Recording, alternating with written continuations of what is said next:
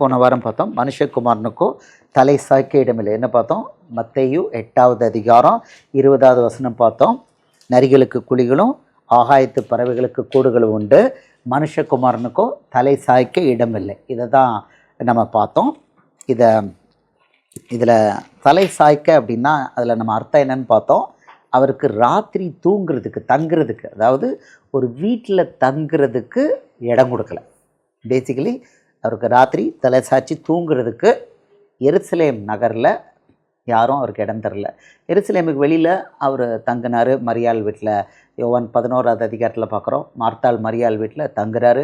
அப்புறம் லூக்கா 19வது அதிகாரத்தில் அவர் சொல்கிறார், சகைவே இறங்கி வா, இன்றைக்கி ராத்திரி நான் உன் வீட்டில் தங்கணும்.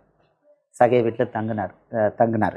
அவருடைய ஸ்டைலே அதுதான். அவருடைய சீஷர்களுக்கும் அதுதான் சொல்லி கொடுத்தாருன்னு நம்ம பார்த்தோம். எங்கே போனீங்கனாலும் அந்த இடத்துல நீங்கள் தங்குங்க. லூக்கா 10வது அதிகாரம் மத்தேயு 10வது அதிகாரத்துலேருந்து இந்த வசனத்தை பார்த்தோம். போகும்போது ஒரு வீட்டில் போங்க, பிரவேசிக்கிற பொழுது அவனுக்கு வாழ்த்தல் சொல்லுங்கள், ஷலோம்னு சொல்லுங்கள். சமாதான பாத்திரம் இருந்தால் அது அவன் அங்கே நீங்கள் தங்குங்க, இல்லாட்டா அது உங்கள்கிட்ட திரும்பி வந்துடும். வீட்டுக்கு வீடு போகாதீங்க, ஒரே வீட்டில் தங்குங்க. அங்கேருந்து நீங்கள் பிரசங்கம் பண்ணி இயேசுவோட வசனத்தை சொல்லி வியாதியஸ்தரை சுஸ்தப்படுத்துங்க.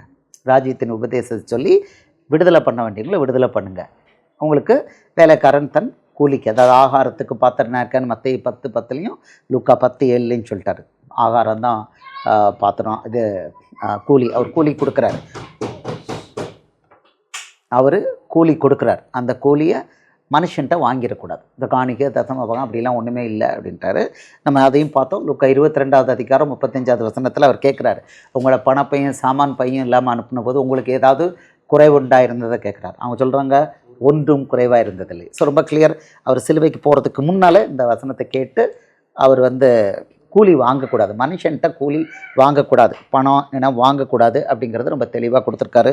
இதையும் பார்த்துட்டோம். பட் முக்கியமாக அதில் நம்ம போன வாரம் பார்த்தது என்னென்னா, இதோட ஃபஸ்ட் பகுதியில் பார்த்தது என்னென்னா, அவருக்கு அவருடைய ஸ்டைலில் ஊழியம் பண்ணுறது நமக்கும் கொடுத்துருக்க அதே தான்.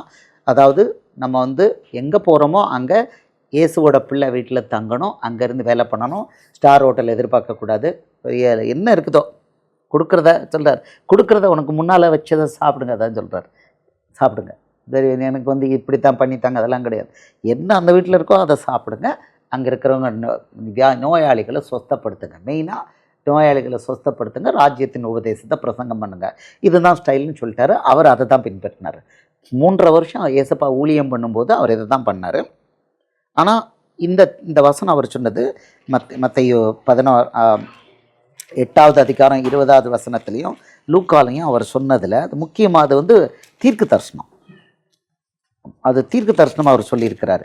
மறுபடியும் ஒரு தடவை படிப்போம். மத்தேயு 8வது அதிகாரம் 20வது வசனம், நரிகளுக்கு குழிகளும் ஆகாயத்து பறவைகளுக்கு கூடுகளும் உண்டு, மனுஷகுமாரனுக்கோ தலை சாய்க்க இடமில்லை. லூக்கா 9:58 இதை சொல்லியிருக்காரு. அப்போது நீங்கள் இது தீர்க்க தரிசனமாக சொல்லியிருக்கிறாரு. அவருக்கு ஒரு பீரியடில் தலை சாய்க்கிறதுக்கு அவருடைய ஜனங்கள் இடம் கொடுக்க மாட்டாங்க அப்படிங்கிறத சொல்லியிருக்கிறார். அதாவது இப்போ நம்ம பார்க்க போகிறது அதுதான். அவருடைய சொந்த ஜனங்கள்ல யார் அப்படின்னா, அவர் எந்த கோத்திரம்? ஏசு எந்த கோத்திரம்? யூதா கோத்திரம் தான். மேசியா எந்த கோத்திரத்துலேருந்து வராரு?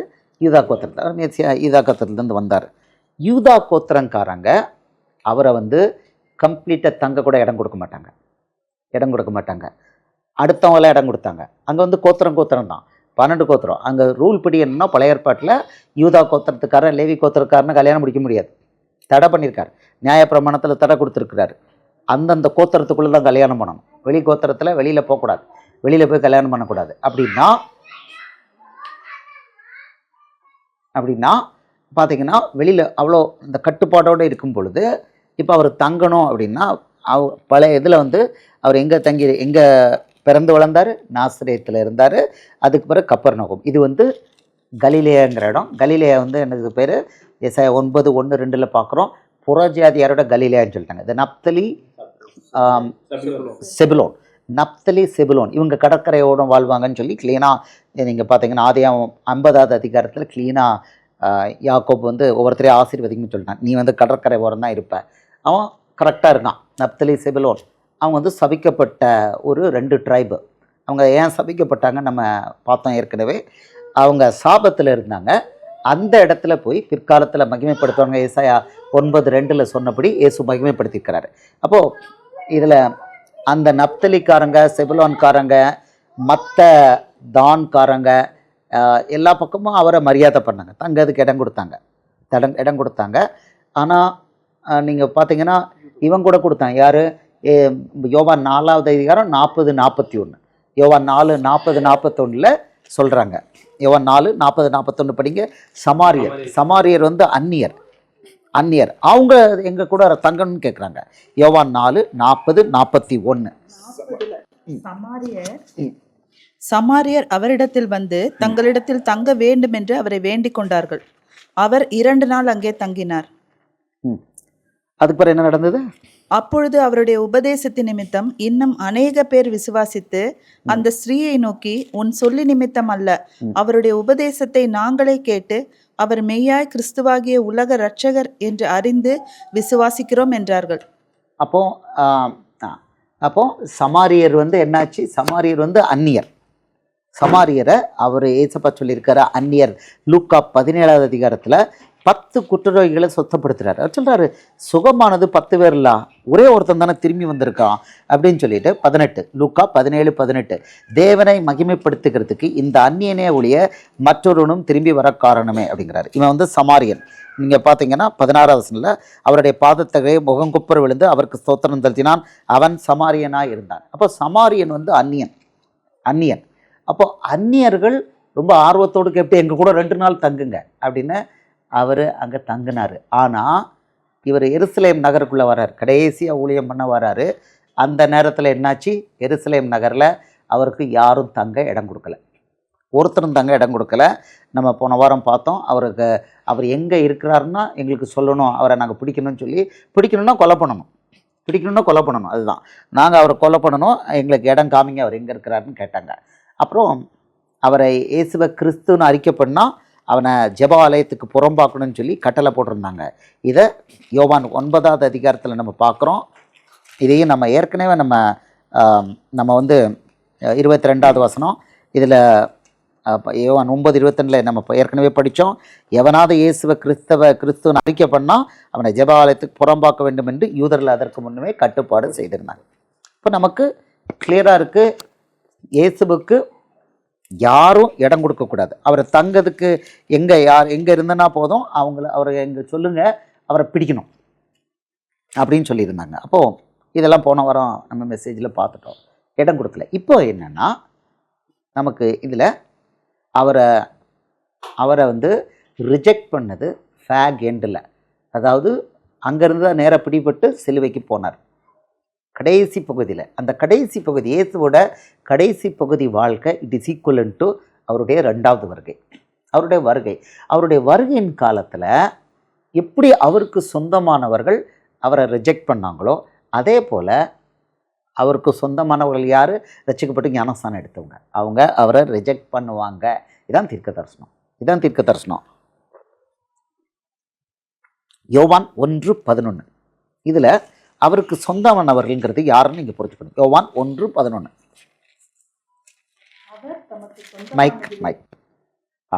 அவர் தமக்கு சொந்தமானதிலே வந்தார், அவருக்கு சொந்தமானவர்களோ அவரை ஏற்றுக்கொள்ளவில்லை.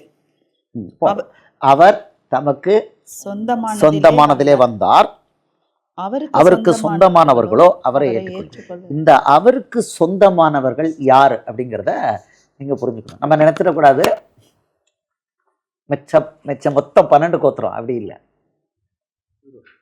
இல்லை. யூதா கோத்திரம். இப்போ இதுதான் ஃபர்தராக நமக்கு கிடைச்சிருக்கிற அந்த வெளிப்பாடு. யூதா கோத்திரம் அவரை ரிஜெக்ட் பண்ணிச்சு. ஏன்னா எருசலேம் யார் கட்டுப்பாட்டில் இருந்தது? யூதா கோத்திரம். இப்போ இந்த வசனங்களை நம்ம பார்க்க போகிறோம். எருசலேம் வந்து ஒரிஜினலி அந்த பெத்தானியா வரைக்கும், பெத்தானியா வந்து 2 மைல், வசனம் சொல்லுது 2 மைல், எருசலேம்லேருந்து 2 மைல். பெத்தானியா வரைக்கும் யாருக்கு அலாட் பண்ணப்பட்டிருந்ததுன்னா, யோசுவா அலாட் பண்ணது இவங்களுக்கு, யூதா கோத்திரத்துக்கு அலாட் பண்ணோம். ஒவ்வொரு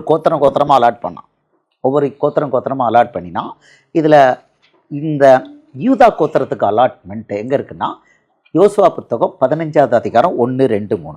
யோசுவா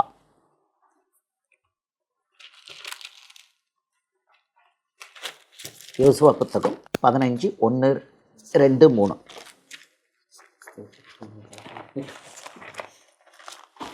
அதுக்காக எல்லாரும் பழைய ஏற்பாட்டில் போய் நிறைய பழைய ஏற்பாட்டை படிக்க போகிறலாம் கிடையாது. உங்களுக்கு இந்த மட்டும் போதும், அவ்வளோதான். இந்த மட்டும் அதுக்கு தான் ஒரு மேய்ப்பனை கொடுத்து கற்றுக் கொடுத்துருக்கிறார், அவ்வளோதான். யூதா புத்திரரின் கோத்திரத்திற்கு அவர்களுடைய வம்சங்களின்படி உண்டான பங்கு வீதமாவது, ஏதோமின் எல்லைக்கு அருகான சீன் வனாந்திரமே தென்புறத்தின் கடையெல்லை. தென்புறமான அவர்களுடைய எல்லை உப்பு கடலின் கடைசியில் தெற்கு முகமாயிருக்கிற முனை துவக்கி தென்புறத்தில் இருக்கிற அக்ராபீமின் மேடுகளுக்கும் அங்கே இருந்து சீனுக்கும் போய் தெற்கே இருக்கிற காதேஸ் பர்னேயாவுக்கு ஏறி எஸ்ரோனை கடந்து ஆதாருக்கு ஏறி கர்காவை சுற்றி போய் அஸ்மோனுக்கும் அங்கே இருந்த எகிப்தின் ஆற்றுக்கும் சென்று கடல் மட்டும் போய் முடியும். இதுவே உங்களுக்கு தென்புறமான எல்லையாய் இருக்கும் என்றான். கீழ்ப்புறமான எல்லை யோர்தான் முகத்துவாரம் மட்டும் இருக்கிற உப்பு கடல். வடபுறமான எல்லை யோர்தான் முகத்துவாரமாய் இருக்கிற கடலின் முனை துவக்கி பெத் எக்லாவுக்கு ஏறி வடக்கே இருக்கிற பெத் அரபாவுக்கு கடந்து ரூபனின் குமாரனாகிய போகனின் கல்லுக்கு ஏறி போய் அப்புறம் ஆகோர் பள்ளத்தாக்கை விட்டு தெபீருக்கு ஏறி வடக்கே ஆற்றின் தென்புறமான அதும்மீமின் மேட்டுக்கு முன்பாக இருக்கிற கில்காலுக்கு நேராகவும் அங்கே இருந்து என்சேமேசின் தண்ணீரிடத்திற்கும் போய் ரொகேல் என்னும் கிணற்றுக்கு சென்று அப்புறம் எபூசியர் குடியிருக்கிற எருசலேமுக்கு தென்புறமாய் இன்னோமுடைய குமாரனின் பள்ளத்தாக்கை கடந்து வடக்கே இருக்கிற ராட்சதருடைய பள்ளத்தாக்கின் கடைசியின் மேற்காக இன்னும் பள்ளத்தாக்கின் முன்னிருக்கிற மலையின் சிகரம் மட்டும் ஏறி போய் அந்த மலையின் சிகரத்திலிருந்து நெப்தோவாவின் நீரூற்றுக்கு போய் எப்ரோனின் மலையின் பட்டணங்களுக்கு சென்று பாலாவுக்கு போய் பாலாவிலிருந்து மேற்கே சேயீர் மலைக்கு திரும்பி வடக்கே இருக்கிற கெசலோனியாகிய யயாரிம் மலைக்கு பக்கமாய் போய் பெட்ஷிமேசுக்கு இறங்கி திம்னாவுக்கு போய் அப்புறம் வடக்கே இருக்கிற எக்ரோனுக்கு பக்கமாய் சென்று சிக்ரோனுக்கு ஓடி பாலா மலையை கடந்து யாப்னியேலுக்கு சென்று கடலிலே முடியும். மேற்புறமான எல்லை பெரிய சமுத்திரமே. இது யூதா புத்திரருக்கு அவர்களுடைய வம்சங்களின்படி சுற்றிலும் இருக்கும் எல்லை. இதான் எல்லை. இந்த எல்லையை கொடுத்தாச்சு. இந்த எல்லையை நீங்கள் பார்த்தீங்கன்னா அந்த பைபிளில் இருக்கும். ஒவ்வொரு கோத்திரத்துக்குள்ள எல்லைன்னு இருக்குது. இந்த எல்லையில் பார்த்தீங்கன்னா இஸ்ரவேல் பட்டணத்துக்கு ஜஸ்ட் வெளியில் வரைக்கும். ஆனால் இதை என்ன பண்ணால் இதை இஸ்ரவேல் பட்டணம் அந்த பீரியட்லேயே என்ன ஆச்சுன்னா யூதாவுக்குன்னு வந்துருச்சு. நம்ம நியாயாதிபதிகள் புஸ்தகத்திலே அது யூதாவுக்கு சொந்தம்னு வந்துட்டு அது அஃபிஷியலாக தாவீது டேக் ஓவர் பண்ணிட்டான். அதுக்கு பேர் சியோன் கோட்டை. இந்த வசனங்களை 1, 2 நம்ம குயிக்காக நம்ம பார்ப்போம். இதில் நியாயாதிபதிகள் புஸ்தகத்தில் இது ஏற்கனவே வந்திருக்கு. யூதாவுக்கு ஒதுக்கப்பட்ட நிலம்னு நியாயாதிபதிகள் 17:7. அதாவது நியாயாதிபதிகள் காலம் ராஜாக்கள் இன்னும் துவங்கலை. சவுலுங்கிற ராஜா இன்னும் வரல, தாவீது ராஜாலாம் வரல, அதுக்கு முந்தின காலம். அதில் நியாயாதிபதிகள் 17:7.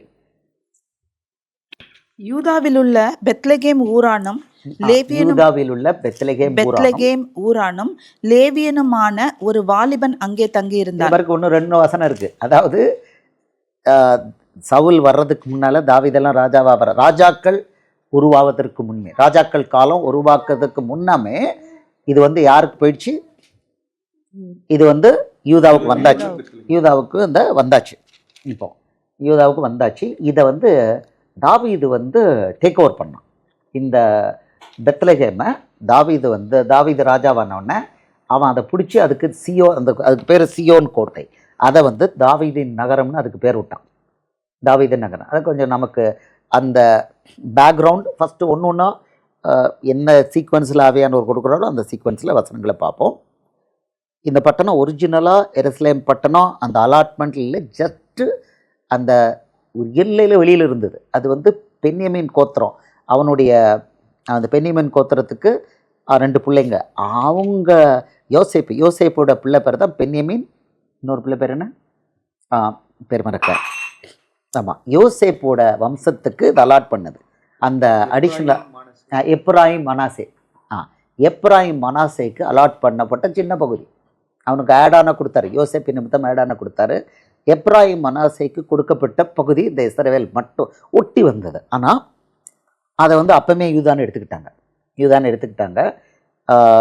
இதை அஃபிஷியலி தாவீது கையில் எடுத்தான். இதை நம்ம நீங்கள் எல்லையை பார்த்துட்டீங்க. தாவீது என்ன எடுத்துட்டாங்கிறத நம்ம பார்ப்போம். 2 சாமுவேல் 5வது அதிகாரம் 7லிருந்து 9 கையில் வச்சுக்கோங்க. எடுத்துக்கோங்க, மற்றவங்க பார்க்குறாங்கம்மா. ஆனாலும் தாவீது சீயோன் கோட்டையை பிடித்தான். 2 சாமுவேல் 5:7. ஆனாலும் தாவீது சீயோன் கோட்டையை பிடித்தான், அது தாவீதின் நகரமாயிற்று. எவன் அடுத்து சாரிம்மா 6லேருந்து படிங்கம்மா. இதான் இப்போ சீயோன் கோட்டை, அதுக்கு பேர் சீயோன் கோட்டை. இன்னைக்கு இருக்கிற எருசலேம் பட்டணத்துக்கு பேர் சீயோன் கோட்டை. அது வேறொரு ஆளுகையில் இருந்தது. அதை தாவீது போய் பிடிக்கணும். அதை நீ வரமாட்ட, நாங்கள் அந்த பர்டிகுலர் வார்த்தையை நம்மளே படிப்போம். 6வது வசனத்திலிருந்து படிக்குமா. தேசத்திலே குடியிருக்கிற எபூசியர் மேல் யுத்தம் பண்ண ராஜாவானவன் தன் மனுஷரோட கூட எருசலேமுக்கு போனான். அவர்கள் இதிலே பிரவேசிக்க தாவீதினால் கூடாது என்று எண்ணி தாவீதை நோக்கி, நீ இதற்குள் பிரவேசிப்பதில்லை, குருடரும் சப்பானிகளும் உன்னை தடுப்பார்கள் என்று சொன்னார்கள். ஆனாலும் தாவீது சீயோன் கோட்டையை பிடித்தான். அது தாவீதின் நகரம். தாவீதின் நகரம்னா எருசலேம், தாவீதின் ஊர்னா பெத்லெஹேம். பெத்லெஹேம் அவன் பிறந்த இடம். எருசலேமுக்கும் பெத்லெஹேமுக்கும் எவ்வளோ தூரம் இடம்? 8 மைல். 8 மைலா 2 மைலா? எருசலேமுக்கு பெத்லெஹேம் 8 மைல், 12 கிலோமீட்டர் பக்கத்தில். ஆமாம். இப்போது நல்லா புரிஞ்சுக்கணும், பெத்லெஹேமுக்கு பேர் தாவீதின் ஊர், இதுக்கு பேர் எருசலேம் நகரத்துக்கு பேர் தாவீதின் நகரம். அதோட ஒரிஜினல் பேர் சீயோன் கோட்டை. இதை பற்றி விளக்கமாக 1 நாளாகமம் 11வது அதிகாரம் 4லிருந்து 8 வசனம்.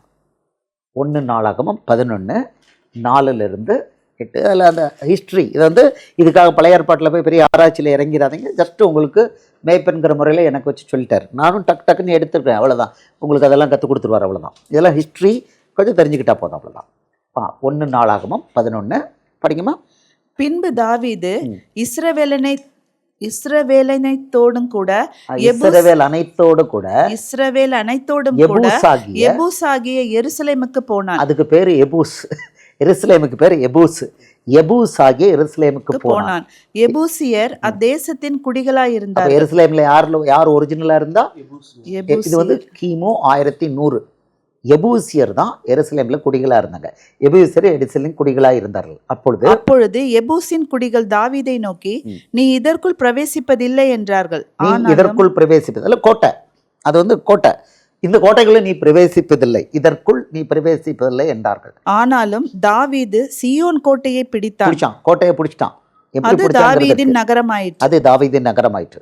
எபூசியரை முறிய அடிக்கிறதில் எவன் முந்தினவனாய் இருக்கிறானோ அவன் தலைவனும் சேனாதிபதியுமாய் இருப்பான் என்று தாவீது சொல்லி இருந்தான். யாரு இந்த கோட்டையை பிடிக்கிறாங்களோ அவனுக்கு நான் சேனாதிபதி பொசிஷன் கொடுப்பான். செருயாவின் குமாரனாகிய யோவாப் முந்தி ஏறி தலைவனானான். யோவாப் தான் தாவீதுக்கு படைத்தளபதி. இவன் அப்படிதான் ஆயிருக்கான், தளபதி ஆனான். தாவீது அந்த கோட்டையில் வாசம் பண்ணினபடியினால் அது தாவீதின் நகரம் என்னப்பட்டது.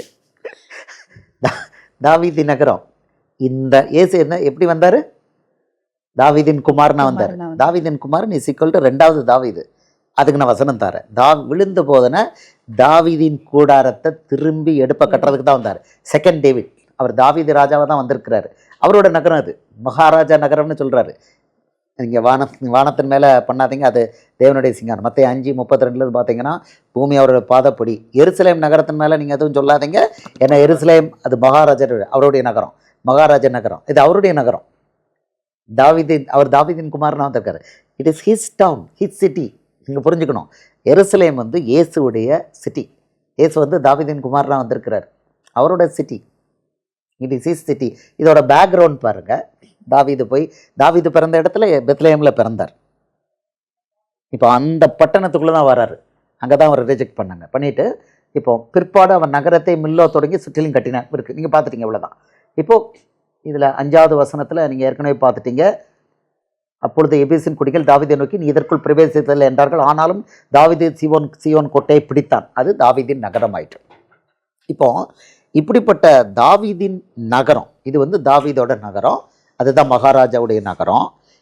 இந்த நகரத்துக்குள்ளே தான் அவர் பிரவேசிக்கிறாரு.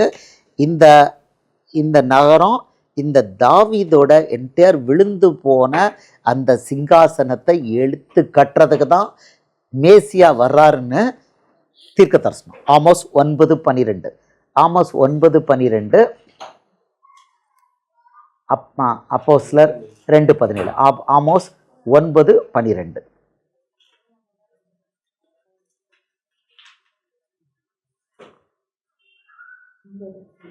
படிங்க. ஆமோஸ். அந்நாளிலே விழுந்து போன தாவீதின் கூடாரத்தை நான் திரும்ப எடுப்பித்து, அந்நாளிலே விழுந்து போன தாவீதின் கூடாரத்தை நான் திரும்ப எடுப்பித்து அதன் திறப்புகளை அடைத்து, அதில் பழுதாய் போனதை சீர்படுத்தி, பூர்வ நாட்களில் இருந்தது போல அதை ஸ்தாபிப்பேன் என்று இதை செய்கிற கர்த்தர் சொல்லுகிறார். இன்னொரு தடவை படிங்கம்மா. மேசியாவை குறித்த தீர்க்க தரிசனம். அந்நாளிலே விழுந்து போன தாவீதின் கூடாரத்தை நான் திரும்ப எடுப்பித்து, அதன் திறப்புகளை அடைத்து, அதில் பழுதாய் போனதை சீர்படுத்தி, பூர்வ நாட்களில் இருந்தது போல அதை ஸ்தாபிப்பேன் என்று இதை செய்கிற கர்த்தர் சொல்லுகிறார். இதை வந்து யாரு சொல்லி காமிக்கிறா தெரியுமா? இங்க ப்ராப்ளம் வருது இல்ல, இதை இதை பின்பற்றணுமா, பழைய ஏற்பாட்டை பின்பற்றணுமா இல்லையா, நியாயப்பிரமாணத்தை பின்பற்றணுமாங்கிற இடத்துல அப்போஸ்தலர் 15வது அதிகாரத்தில் 17வது வசனத்தில் இவன் பேதுருதை சொல்லி காமிப்பான். பேதுரு சொல்கிறானா யாக்கோபு சொல்கிறானா? இருங்க யாக்கோபு சொல்கிறான். யாக்கோபு இயேசுவுடைய சகோதரன் சொல்கிறான். அப்போஸ்தலர் 15:17. நான் இதற்கு பின்பு திரும்ப வந்து விழுந்து போன தாவீதின் கூடாரத்தை மறுபடியும் எடுப்பித்து, அதிலே பழுதாய் போனவைகளை மறுபடியும் சீர்படுத்தி, அதை செவ்வையாக நிறுத்துவேன் என்று இவைகளை எல்லாம் செய்கிற கர்த்தர் சொல்லுகிறார் என்று எழுதியிருக்கிறது. இதுக்கு தான் அந்த விழுந்து போன தாவீதின் கூடாரத்தை எடுப்பித்து கட்டுறதுக்கு தான் அவர் வந்தார். தாவீதின் குமாரனா வந்தார். ஏன்னா தாவீதுக்கு ஒரு ப்ராமிஸ் கொடுத்துருந்தாரு, உன்னோட சந்ததி வந்து சிங்காசனத்தில் இல்லாமல் போவதில்லைன்னு சொன்னார். ஆனால் என்னாச்சு, சாலமோன் இனிமேல் தான் எல்லாம் ஒளிஞ்சு போச்சு. சிங்காசனத்தில் தாவீதோட சந்ததி இல்லாமல் போயிட்டு அதை திருப்பி எடுத்து கட்டுறதுக்கு வந்திருக்காரு. தாவீதின் குமாரனா வந்திருக்காரு. செகண்ட் டேவிட் அவர் நகரத்துக்குள்ளே வரார். ரைட். இப்போ உங்களுக்கு இந்த தீர்க்க தரிசனங்கள்லாம் அவங்கள்ட்ட இருக்குது. இப்போது அவர் வந்து பெத்லகேமில் தான் பிறப்பார், தாவீதின் கோத்திரத்தில் தான் பிறப்பார், தாவீதின் குமாரனா தான் பிறப்பார் அப்படின்னு அவங்களுக்கு எல்லாம் தெரியும். தெரியலன்னு இல்லை, எல்லாருக்கும் தெரியும். அது எல்லா கோத்திரத்துக்கும் தெரிஞ்சிருக்கு, யூதா கோத்திரத்துக்கும் தெரிஞ்சிருக்கு. யோவான் 7:42 ஜனங்கள் சொல்கிறாங்க. யோவான் 7:42.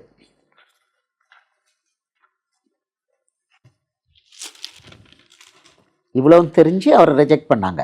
தாவீதின் சந்ததியிலும் தாவீது இருந்த பெத்லகேம் ஊரிலும் இருந்து கிறிஸ்து வருவார் என்று வேத வாக்கியம் சொல்லவில்லையா என்றார்கள். இப்போ ஜனங்கள் கிளீனாக சொல்கிறாங்க, எந்த தாவீதின் சந்ததியில் தாவீது இருந்த பெத்லகேம் ஊரிலிருந்து கிறிஸ்து வருவார் என்று வேத வாக்கியம் சொல்லவில்லையா? இது யாரு? ஜனங்கள் சாதாரண ஜனங்கள் சொல்கிறாங்க, இவர் இங்கிருந்து தான் வருவார். அப்போ இயேசு பெத்லகேமில் தான் பிறப்பார், மேசியா பெத்லகேமில் தான் பிறப்பார், தாவீதின் கோத்திரத்தில் தான் சந்ததியில் தான் பிறப்பார். இவர் ஆக்சுவலாக தாவீதின் சந்ததியே பிறந்தார். அதை சொன்னாங்க. இதுக்கு பிறகு அவங்க அடுத்தது இவர் வந்து ஜனங்கள் இவர் அறிக்கை பண்ணுறாங்க, நீ வந்து யோசேப்போட மகன் அல்லவா, நீ மரியாளுடைய மகன் அல்லவா, அதெல்லாம் இருக்குது. அதை நம்ம அந்த வசனத்தை பார்ப்போம். அதுக்கு முன்னால் இயேசு நேராக பரிசேயர்கிட்ட கேள்வி கேட்குறார், கிறிஸ்து யாருடைய குமாரன் கேட்குறாரு. இது வந்து மத்தேயு 22வது அதிகாரத்தில் 22:41. மத்தேயு 22:41. அதாவது அவர் தமக்கு சொந்தமானவர்களில் வந்தால் அவர்கள் சொந்தமானவர்கள் அவரை ஏற்றுக்கொள்ளவில்லைங்கிறத இங்கே அந்த வார்த்தையோட சத்தியம் என்ன. அப்புறம் மனுஷகுமாரனுக்கு தலை சாய்க்க அவங்க ஒரு பேர் இடம் கொடுக்க மாட்டேன்னா யாரை பற்றி சொல்கிறார், இதை நம்ம புரிஞ்சுக்கணும். இது இன்னைக்கு எப்படி நமக்கு அப்ளிகபிள், ஃபைனலாக நம்ம அதுதான் தெரிஞ்சுக்கணும். ஸோ இந்த சியோன் கோட்டைன்னு என்ன, அது எப்படி உங்களுக்கு கிடச்சிது, ஏசு கையில் தாவீது கையில் எப்படி கிடச்சிது, ஏன் அங்கே ஏசப்பா போனார், எல்லாமே அந்த பேக்ரவுண்டு நமக்கு தெரியணும். அதை தெரிஞ்சுக்கணும். ஹிஸ்டாரிக்கல் பெர்ஸ்பெக்டிவ் நமக்கு தெரியணும். நாளைக்கு உங்களுக்கு தெரியலன்னு யாரும் சொல்லக்கூடாது. ஹிஸ்டாரிக்கல் பெர்ஸ்பெக்டிவ் நமக்கு தெரியணும். ஓகே, இப்போ படிங்கம்மா. பரிசேயர் கூடியிருக்கையில் இயேசு அவர்களை நோக்கி, கிறிஸ்துவை குறித்து நீங்கள் என்ன நினைக்கிறீர்கள்? அவர் யாருடைய குமாரன் என்று கேட்டார். ஸ்பெசிஃபிக்காக கேட்குறாரு, அவர் யாருடைய குமாரன் கேட்குறாரு. அவர் தாவீதின் குமாரன் என்றார்கள். பாருங்களேன், அப்போ அவங்களுக்கு தெரியும் அவர் தாவீதின் குமாரன்னு. யார்? பரிசேயருக்கெல்லாம் தெரியும், கிளியராக தெரியும். ஜனங்களுக்கு தெரிஞ்சிருக்கு அவர் வந்து தாவீதின் சந்ததியிலையும் தாவீது பிறந்த அதே பெத்லஹேமில் தான் பிறப்பார். கிளியராக இருக்குது. எப்பிராத்தா என்ற பெத்லஹேமே அங்கே இருக்குது. ஆமாம், இஸ்ரவேலை ஆள போகிறவள் உன்னிலிருந்து புறப்பட்டு என்னிடத்துக்கு வர அவருடைய புறப்படுதல் அனாதி தீர்மானம் அப்படின்னு சொல்லி இருக்குது. அப்போ அவனுக்கு தெரியும், அதோட அர்த்தம்லாம் தெரியும். இப்போ நமக்கு இதில் ரெக்கார்டு ஜனங்களும் சொல்லியிருக்காங்க, இவங்களும் சொல்கிறாங்க கிறிஸ்து தாவீதின் குமாரன். இவர் தாவீதின் குமாரனா உள்ளே வாராரு. எங்கே? எருசலேம் நகருக்குள்ளே வாராரு. கடந்த வாரம் பார்த்தோம், எருசலேம் பட்டணத்தை கேட்காங்க, இவர் யார் அப்படின்னு கேட்குறாங்க. இவர் நாசரேத்திலிருந்து வந்த தீர்க்கதரிசிங்கிறாங்க. யாருக்கு? யூதா கோத்திரத்து மக்களுக்கு. இப்போ உங்களுக்கு தெரிஞ்சிருச்சு இந்த பட்டணத்தில் யார் இருக்கா. இந்த எருசலேம் நகரம் யாருக்கு அலாட்டட்? அது ஆயிடுச்சு. தாவீதுக்கு பிறகு இது கம்ப்ளீட்டாக எருசலேம் பட்டணம் யாருக்கு ஆயிடுச்சு? யூதா கோத்திரத்துக்கு ஆயிடுச்சு. மிக்ஸ்டு, மற்றவங்களும் இருக்காங்க. But basically it's a fortress. யாரோட ஃபோர்ட்ரஸ்? தாவீதோட. அதுக்கு பேரே தாவீதின் நகரம். அவன் ஆளுங்களுக்கு பவரங்க எருசலேம் நகரம். தாவீதுக்கு இன்றைக்கும் அப்படி தான். யூதா கோத்திரத்துக்கு ப்ரையாரிட்டி. ஏன்னா அவன் தான் பிடிச்சான், அந்த பட்டணத்தை பிடிச்சான், எபிசியர்லேருந்து பிடிச்சி தாவீது நகரன்னு பேர் விட்டு அதை ஏசப்பா மகாராஜா நகரன்னு பேர் கொடுத்துட்டார். அதுக்கு maharaja city of the great கிங்னு கொடுத்துட்டார். இப்போது இந்த பட்டணத்தில் உள்ளவன் தான் கேட்குறான், இவர் யாருன்னு கேட்குறான். யார் கேட்குறா? யூதா கோத்திரத்துக்காரன். இவர் யாருன்னு அவரை பற்றியே கேட்குறான். யூதா கோத்திரத்துக்காரரை பற்றி கேட்குறான். இதில் தான் நமக்கு செய்தி இருக்குது. அதாவது கிறிஸ்தவர்களே இவர் யார் அப்படின்னு கேட்குறனால இவ்வளோதான். கிறிஸ்தவர்களுக்கு யாரை பற்றி தெரியாது, கிறிஸ்துவை பற்றி தெரியாது. அது குயிஸ் வைக்கிறாரு. கிறிஸ்துவை யாருடைய குமாரன் அவர் கேட்குறாரு. நீங்கள் படிச்சீங்களா மத்தேயு 22:41? இதே கேள்வியை நீங்கள் கேளுங்க. இயேசு யாருன்னு கிறிஸ்டியன்ஸு கேட்டு பாருங்க. இன்னைக்கு இவர் வந்து போட்டு கொடுக்குறாரு. ஏன்னா கிறிஸ்து யாருன்னு கேட்டால் டைரெக்டாக அவனுக்கு தெரியாது, கேட்குறாரு, அந்த ஆளுங்களுக்கு தெரியாது. அதனால் இவர் கொஞ்சம் ஆன்சரும் போட்டே கொடுக்குறார். கிறிஸ்து யாருடைய குமாரன் அப்படின்னு கேட்குறாரு. டைரெக்டாக சொல்கிறான், டக்குன்னு சொல்கிறான், கொஸ்டினே எல்லாம் கேட்குறான். தாவீதின் குமாரன் அப்படிங்கிறாங்க. இதை வந்து மார்க் 12:35 அவர் கேட்குறாரு. அவர் கிறிஸ்து தாவீதின் குமாரன் வேதபாரர்கள் எப்படி சொல்கிறார்கள் கேள்வி கேட்டிருக்கிறாரு. லூக்கா 20:41 அவர் அவர்களை நோக்கி கிறிஸ்து தாவீதின் குமாரன் என்று எப்படி சொல்கிறார். 2 விதமாக கேள்வி கேட்டிருக்கிறார். ஆனால் மத்தேயுல தான் ரொம்ப தெளிவாக கேட்குறாரு, கிறிஸ்து யாருடைய குமாரன் அப்படின்னு கேட்குறாரு. கேள்வி அவன் கிளீனாக சொல்கிறான், தாவீதின் குமாரன்கிறான். தெரியும், பரிசேயருக்கு தெரியும். பரிசேயர் லேவியர்லேருந்து இருக்கலாம், இல்லைன்னா தாவீது யூதா கோத்திரத்திலேருந்து இருக்கலாம், சொல்ல முடியாது. இந்த பரிசேயர் சதுசேயர் எந்த கணக்குலையும் கிடையாது. நியாயப்பிரமாணத்தில் அவன் கிடையாது. அவன் தாவீது கோத்திரமாகவே இருக்கலாம். இவங்க எல்லாம் தான் இந்த கட்டுப்பாட்டை சொன்னாங்க. யாராவது இவர் கிறிஸ்துன்னு சொன்னால் தேவாலயத்துக்கு புறம் பார்க்கணும். அந்த யோவான் 9ஆவது அதிகாரத்தில் அந்த குருடன் என்ன பண்ணிட்டாங்க, சுகமான பிறவிக்கணும் தேவாலயத்தை தள்ளி போட்டாங்க. ஏன்னா அவன் ஒரே கேள்வி கேட்டான். அவர் என் கண்ணை பிறவியிலே குருடனாக இருக்க என் கண்ணை திறந்தாருன்னு தெரிஞ்ச பிறகும் அவர் யாருன்னு கேட்குறீங்களப்பா அப்படின்னு டமார்னு போட்டு விட்டான். அவர் தேவனிடத்திலிருந்து வராவிட்டால் இதை செய்ய மாட்டாரே அப்படின்னு சொல்லி இன்னொரு வார்த்தையும் போட்டிருக்கான், பயங்கரமாக கொடுத்துருக்குறோம். ஆமாம், அவருக்கு கீழ்ப்படிஞ்சு அவங்க சொல்கிறத கேட்பாரு தேவன் சொல்லி போட்டு தள்ளிட்டான். உடனே நீ எங்களுக்கு முற்றிலும் பாவத்தில் பிறந்த நீ எங்களுக்கு புத்தி சொல்லுவியா அப்படின்னு சொல்லிட்டு போன்னு தேவாலயத்திட்டு வெளியே தள்ளிட்டாங்க. அப்போ இது நம்ம பார்க்கணும். இந்த சீக்வன்ஸ் பார்க்கணும். நமக்கு இதில் செய்தி, அவரை புறந்தள்ளினதுக்கு அவர் ராத்திரி தங்க இடம் கொடுக்காத எருசலேம் யாருடைய பட்டணம்? இயேசுவோட பட்டணம். அது மகாராஜாவுடைய நகரம். மத்தேயு 5வது அதிகாரம் எடுங்க. மத்தேயு 5வது அதிகாரம் 37 சொல்கிறதுக்கு முன்னால் உள்ளதுன்னு இல்லதுன்னு சொல்லுவார். அதுக்கு முன்னால் சொல்லுவார், இவன் இதில் மேலே வானத்தின் மேலே நீ இது சொல்லாத அப்படிம்பாரு. ஆமாம், இதை பாருங்க 35வது வசனம். பூமியின் பேரிலும் சத்தியம் பண்ண வேண்டாம், அது அவருடைய பாதப்படி. எருசலேமின் மேலும் சத்தியம் பண்ண வேண்டாம், அது மகாராஜாவினுடைய நகரம்.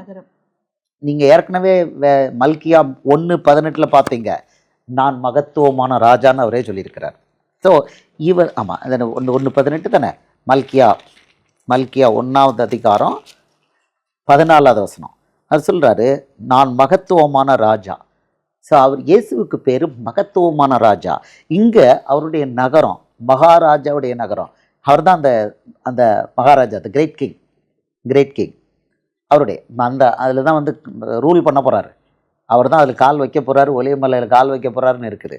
ஸோ அது அவருடைய நகரம். அவருடைய நகரத்தில் வால்டு சிட்டியில் அவருக்கு தங்கிறதுக்கு ஒருத்தனை இடம் கொடுக்கல.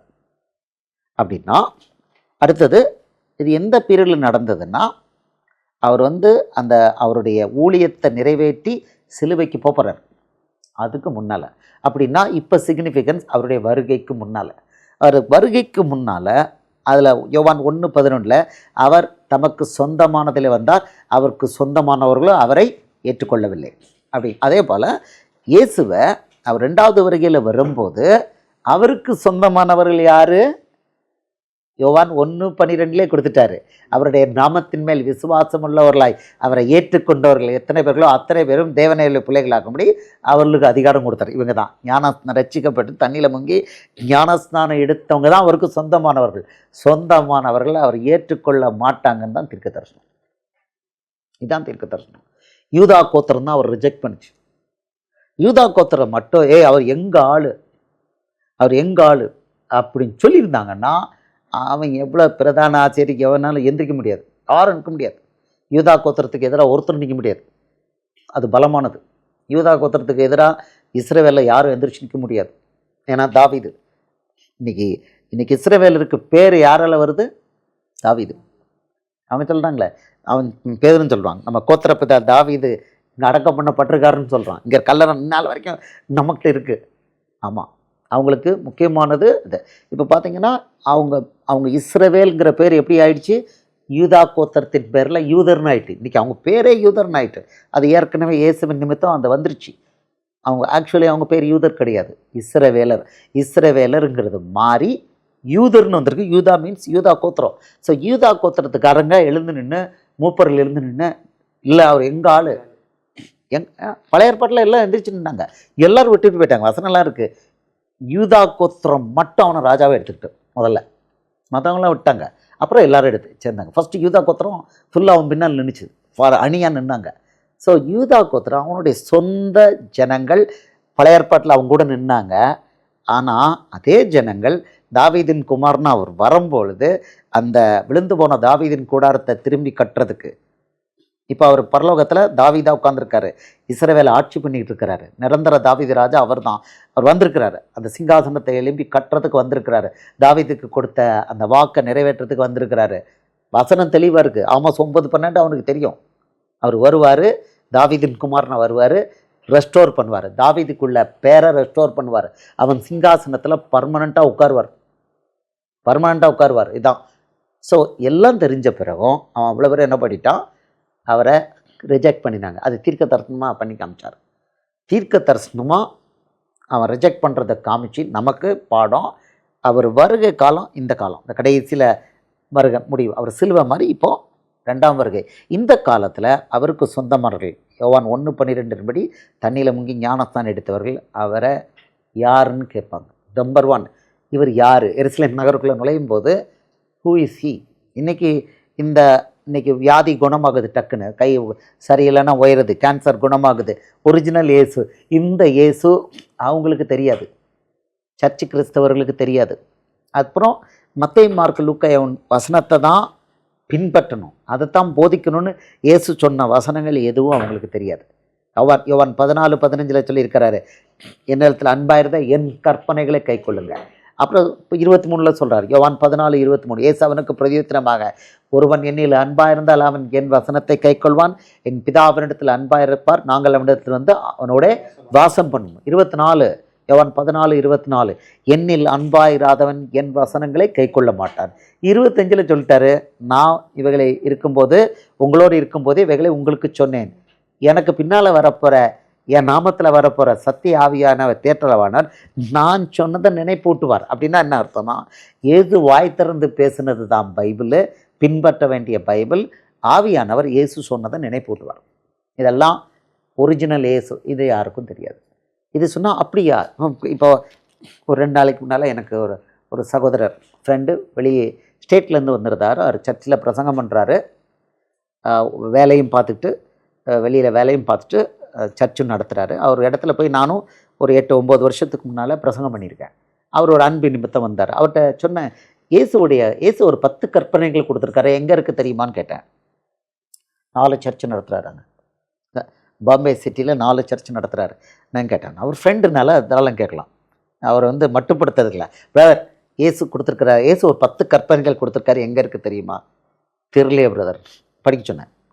மத்தேயு 5:1-16 அவரே நம்பர் கவுண்ட் பண்ணி 10, 16ஓட 10 கற்பனை கரெக்டாக இருக்குன்னாரு. 10 கற்பனை இதைத்தான் பின்பற்றணும்னு 19வது வசனத்தில் அவர் சொல்லியிருக்கார். அதான் இதான் 10 கற்பனைகள். அடுத்தது அவர்கிட்ட கேட்டேன், இன்னைக்கு பிதா குமாரன் பரிசுத்தாவிக்கு என்ன பேர்? பிதா தான், பரிசுத்தாவியான ஒரு பரிசுத்தாவியான இயேசு. மத்தேயு 1:23 இயேசு என்றவர் பேர். ஒன்று மட்டும் கரெக்டாக சொன்னார். அப்புறம் அவர் சொன்னேன், பிதாவுக்கு நாமம் இயேசு, பரிசுத்தாவியானவருக்கு நாமம் இயேசுங்கிறத வசனம் சொல்லி காமிச்சாங்க. யோவான் 5:43 நான் என் பிதாவின் நாமத்திலிருந்து வந்திருந்த போதும் நீங்கள் என்னை ஏற்றுக்கொள்கிறதில்லை அப்படின்னாரு. அப்படின்னு உடனே சொல்லிட்டாரு. அப்போ பிதாவுடைய நாமம் இயேசு. டக்குன்னு அக்ரி பண்ணிட்டாரு. அடுத்த யோவான் 14:26 என் நாமத்தினாலே பிதா அனுப்ப போகிற சத்திய ஆவியானவராக தேற்றரவாளனே எல்லாவற்றையுமே உங்களுக்கு போதித்து நான் உங்களுக்கு சொன்ன எல்லாவற்றையும் நினைப்பட்டார். டக்குன்னு என் நாமத்தினாலே பிதா அனுப்ப போகிறேன்னு சொல்லி முடிச்சோன்னா, ஆமாம், பரிசுத்தாவியானவர் பேர் இயேசு தான். அப்போ இயேசு பேர் இயேசு, பிதா பேர் இயேசு, பரிசுத்தாவியானவர் பேர் இயேசு. 3க்கும் இயேசு. இப்போ ஒரு நாமம் தான் இருக்குது பைபிளில். இப்போ இயேசுங்கிற நாமம் தான் இருக்குது. பிதாவுக்கும் பேர் இயேசு, குமாரனுக்கும் பேர் இயேசு, ஆவியானவருக்கும் பேர் இயேசு. ஒரு நாமம் தான் இருக்குது. ஸோ அவர் ஃப்ரெண்டு, ஒரு சாம்பிள் தான். அவர் பணம் வாங்காதவர், காசுக்கு ஆசைப்படாதவர். அவருக்கு இந்த அடிப்படை சத்தியங்கள் உண்மையான இயேசுவை பற்றி தெரியல. இப்போ நீங்கள் எடுத்து பாருங்கள், எருசலேம் நகரில் நுழையும்போது அவர் யாருன்னு அந்த ஜனங்கள்லாம் கேட்டாங்க. எல்லாரும் கேட்டாங்கன்னு இருக்கு. யார் அப்படின்னு கேட்குறாங்க. அதே தான் இப்போ இந்த வசனத்தை சொல்லும்போது அப்படியா அப்படின்னு தான் அவர் கேட்டார். இயேசுவை அன்னைக்கு அவங்களுக்கு தெரியாதது போல், அவர் ஜனங்களுக்கு தெரியாதது போல், கடைசி நாட்களில் அவரை ஏற்றுக்கொண்ட அவருடைய ஜனங்களுக்கு அவரை யாருன்னு தெரியாது. அந்த தீர்க்க தரிசனம் இப்போ நிறைவேறியிருக்குங்கிறத நம்ம புரிஞ்சுக்கணும். அப்போ இதுக்கு முன்னால் அவங்க இப்போ அவங்களுக்கு ஓரளவு இதில் தெரிஞ்சிருக்கு. இன்னொன்று சொல்ல போகிறேன், அவரை அந்த ஜனங்களே சொன்னாங்க, இவன் யோசேப்பின் மகன் அல்லவா? இன்னொரு இடத்துல இவன் மரியாளின் மகன் அல்லவா? அப்போ யோசேப்பு யாருன்னு அவங்களுக்கு தெரியும், தாவீதின் குமாரன். மரியாள் யாருன்னு தெரியும், தாவீது வம்சம். ஸோ தாவீது வம்சம் எங்களுக்கு தெரியாதுன்னு யாரும் சொல்ல முடியாது. அந்த வசனங்களை பார்ப்போம். அதுக்கு பிறகு இதில் கடைசி பகுதியில் ஓல்ட் டெஸ்ட்மெண்ட்டில் ஒரு பிரேக் நடந்தது. ஆமாம், யோவான் 6:42 இந்த 2 வசனங்கள் அந்த ஓரியன்டேஷன் நமக்கு தெரியணும். அதாவது இஸ்ரவேல் ஜனங்களுக்கு இவர் யாருன்னு தெரியும். யோவான் 6:42 இவர் யோசேப்பின் குமாரனாகிய இயேசு அல்லவா? இவனுடைய தகப்பனையும் தாயும் அறிந்திருக்கிறோமே. அப்படி இருக்க நான் வானத்திலிருந்து இறங்கி வந்தேன் என்று இவன் எப்படி சொல்கிறான் என்றார்கள். இது எங்கே வச்சு நடந்தது? யோவான் 6வது அதிகாரம். யூதர்கள் நிறைய இருக்கு. ஐ திங்க் தேவாலயத்தில் நினைக்கிறேன். யோவான் 6வது அதிகாரம் இல்லை, தேவாலயத்தில் 8 தான் தேவாலயம். பார்க்கலாம் எந்த இடத்துல வச்சு நடந்ததுன்னு. ஆமாம், யோவான் 6 தேவாலயம், எருசலேம் 7 எருசலேம். ஓகே, இது கப்பர்நகும். Correct, கப்பர்நகும் correct. 59 இது கப்பர்நகும் கலிலேயாவில் சொல்கிறாங்க. கப்பர் ஆலயத்திலே அவர் உபதேசிக்கல் இவைகளை சொன்னார். ஓகே, 7வது அதிகாரம் எருசலேம் கொண்டார். இப்போ அடுத்தது மார்க்கு 6:3 படிங்க. மார்க்கு 6:3. முதல்ல யோசேப்பின் குமாரனுங்காங்க, அடுத்தது மரியாளின் குமாரனுங்கிறாங்க. இவன் தச்சன் அல்லவா? மரியாளுடைய குமாரன் அல்லவா? யாக்கோபு, யோசே, யூதா, சீமோன் என்பவர்களுக்கு சகோதரன் அல்லவா? இவன் சகோதரிகளும் இங்கே நம்மிடத்தில் இருக்கிறார்கள் அல்லவா? பரம்பரையெல்லாம் சொல்லிட்டாங்க. இவன் சகோதரிகளும் இங்கே நம்மிடத்தில் இருக்கிறார்கள் அல்லவா என்று சொல்லி அவரை குறித்து இடரல் அடைந்தார்கள். இதுவும் அவருடைய ஊர்ல தான். தீர்க்கதரிசி ஒருவன் தன் சொந்த ஊரிலும் தன் இனத்திலும் தன் வீட்டிலும் என்று வேற எங்கும் கனவிடம் அடையார். ஸோ அவருடைய ஜனங்கள் தான் அங்கேயும் ரிஜெக்ட் பண்ணியிருக்காங்க. பட் இடம் வந்து எங்கே? கலிலேயாவில், கப்பர்நகூமில். ஓகே. ஸோ இதில் அவங்களுக்கு தெரிஞ்சிருக்கு இவர் வந்து யூத கோத்திரம் தான், யோசேப்பு யார், மரியாள் யாருன்னு தெரியும். யூதா கோத்திரத்தை சேர்ந்தவங்க தான். இப்போது இதில் உங்களுக்கு அடுத்தது, இதில் ஃபைனலாக உங்களுக்கு வந்து இந்த நகரம் எல்லையை நீங்கள் பார்த்துக்கிட்டீங்க. எல்லை எங்கேருந்து வந்தது, சியோன் கோட்டையை பிடிச்சதை பார்த்தீங்க. அடுத்து லாஸ்ட்டாக உங்களுக்கு தெரிய வேண்டியது, இஸ்ரவேலுங்கிறது 12 கோத்திரம் இருந்தது. இந்த 12 கோத்திரம் வந்து தாவீதோட பையன் சாலமோன் செய்த விக்கிரகாராதனின் பாவத்தின் காரணமாக அது ரெண்டாக உடைஞ்சது. 10 கோத்திரத்தை அவருடைய வேலைக்காரன் யெரொபெயாம் கையில் தேவன் கொடுத்தாரு. ஒரு கோத்திரத்தை மட்டும் தாவீதின் சந்ததிகளை வச்சார். ஒரு கோத்திரம் லேவியர் அவர் கையில். இப்போது இது உடைஞ்சுது அப்படின்னா இது வந்து யார் காலத்துக்கு பிறகு? தாவீது காலத்துக்கு பிறகு இவங்காலம், சாலமோன் காலம். ஆனால் சொல்லிட்டாரு சாலமோன் காலத்துக்கு பிறகு தான் உடைப்பேன்ட்டார். கையில் கொடுத்தாரு, ஆனால் சாலமோன் காலத்துக்கு பிறகு தான் அது அந்த வேலைக்காரன் கையில் போச்சு. அப்படின்னா தாவீது நீங்கள் பார்த்தீங்கன்னா தாவீதோட 2 ராஜாக்கள் காலத்தில் மட்டும் இஸ்ரவேல் வந்து முழு தேசமாக இருந்துச்சு. சவுல் காலம், தாவீது காலம், மேப்பை நீங்கள் பார்த்துக்கலாம். முழு இஸ்ரவேல் தேசத்தை ஆண்டவங்க இவங்க 2 பேர் மட்டும்தான்.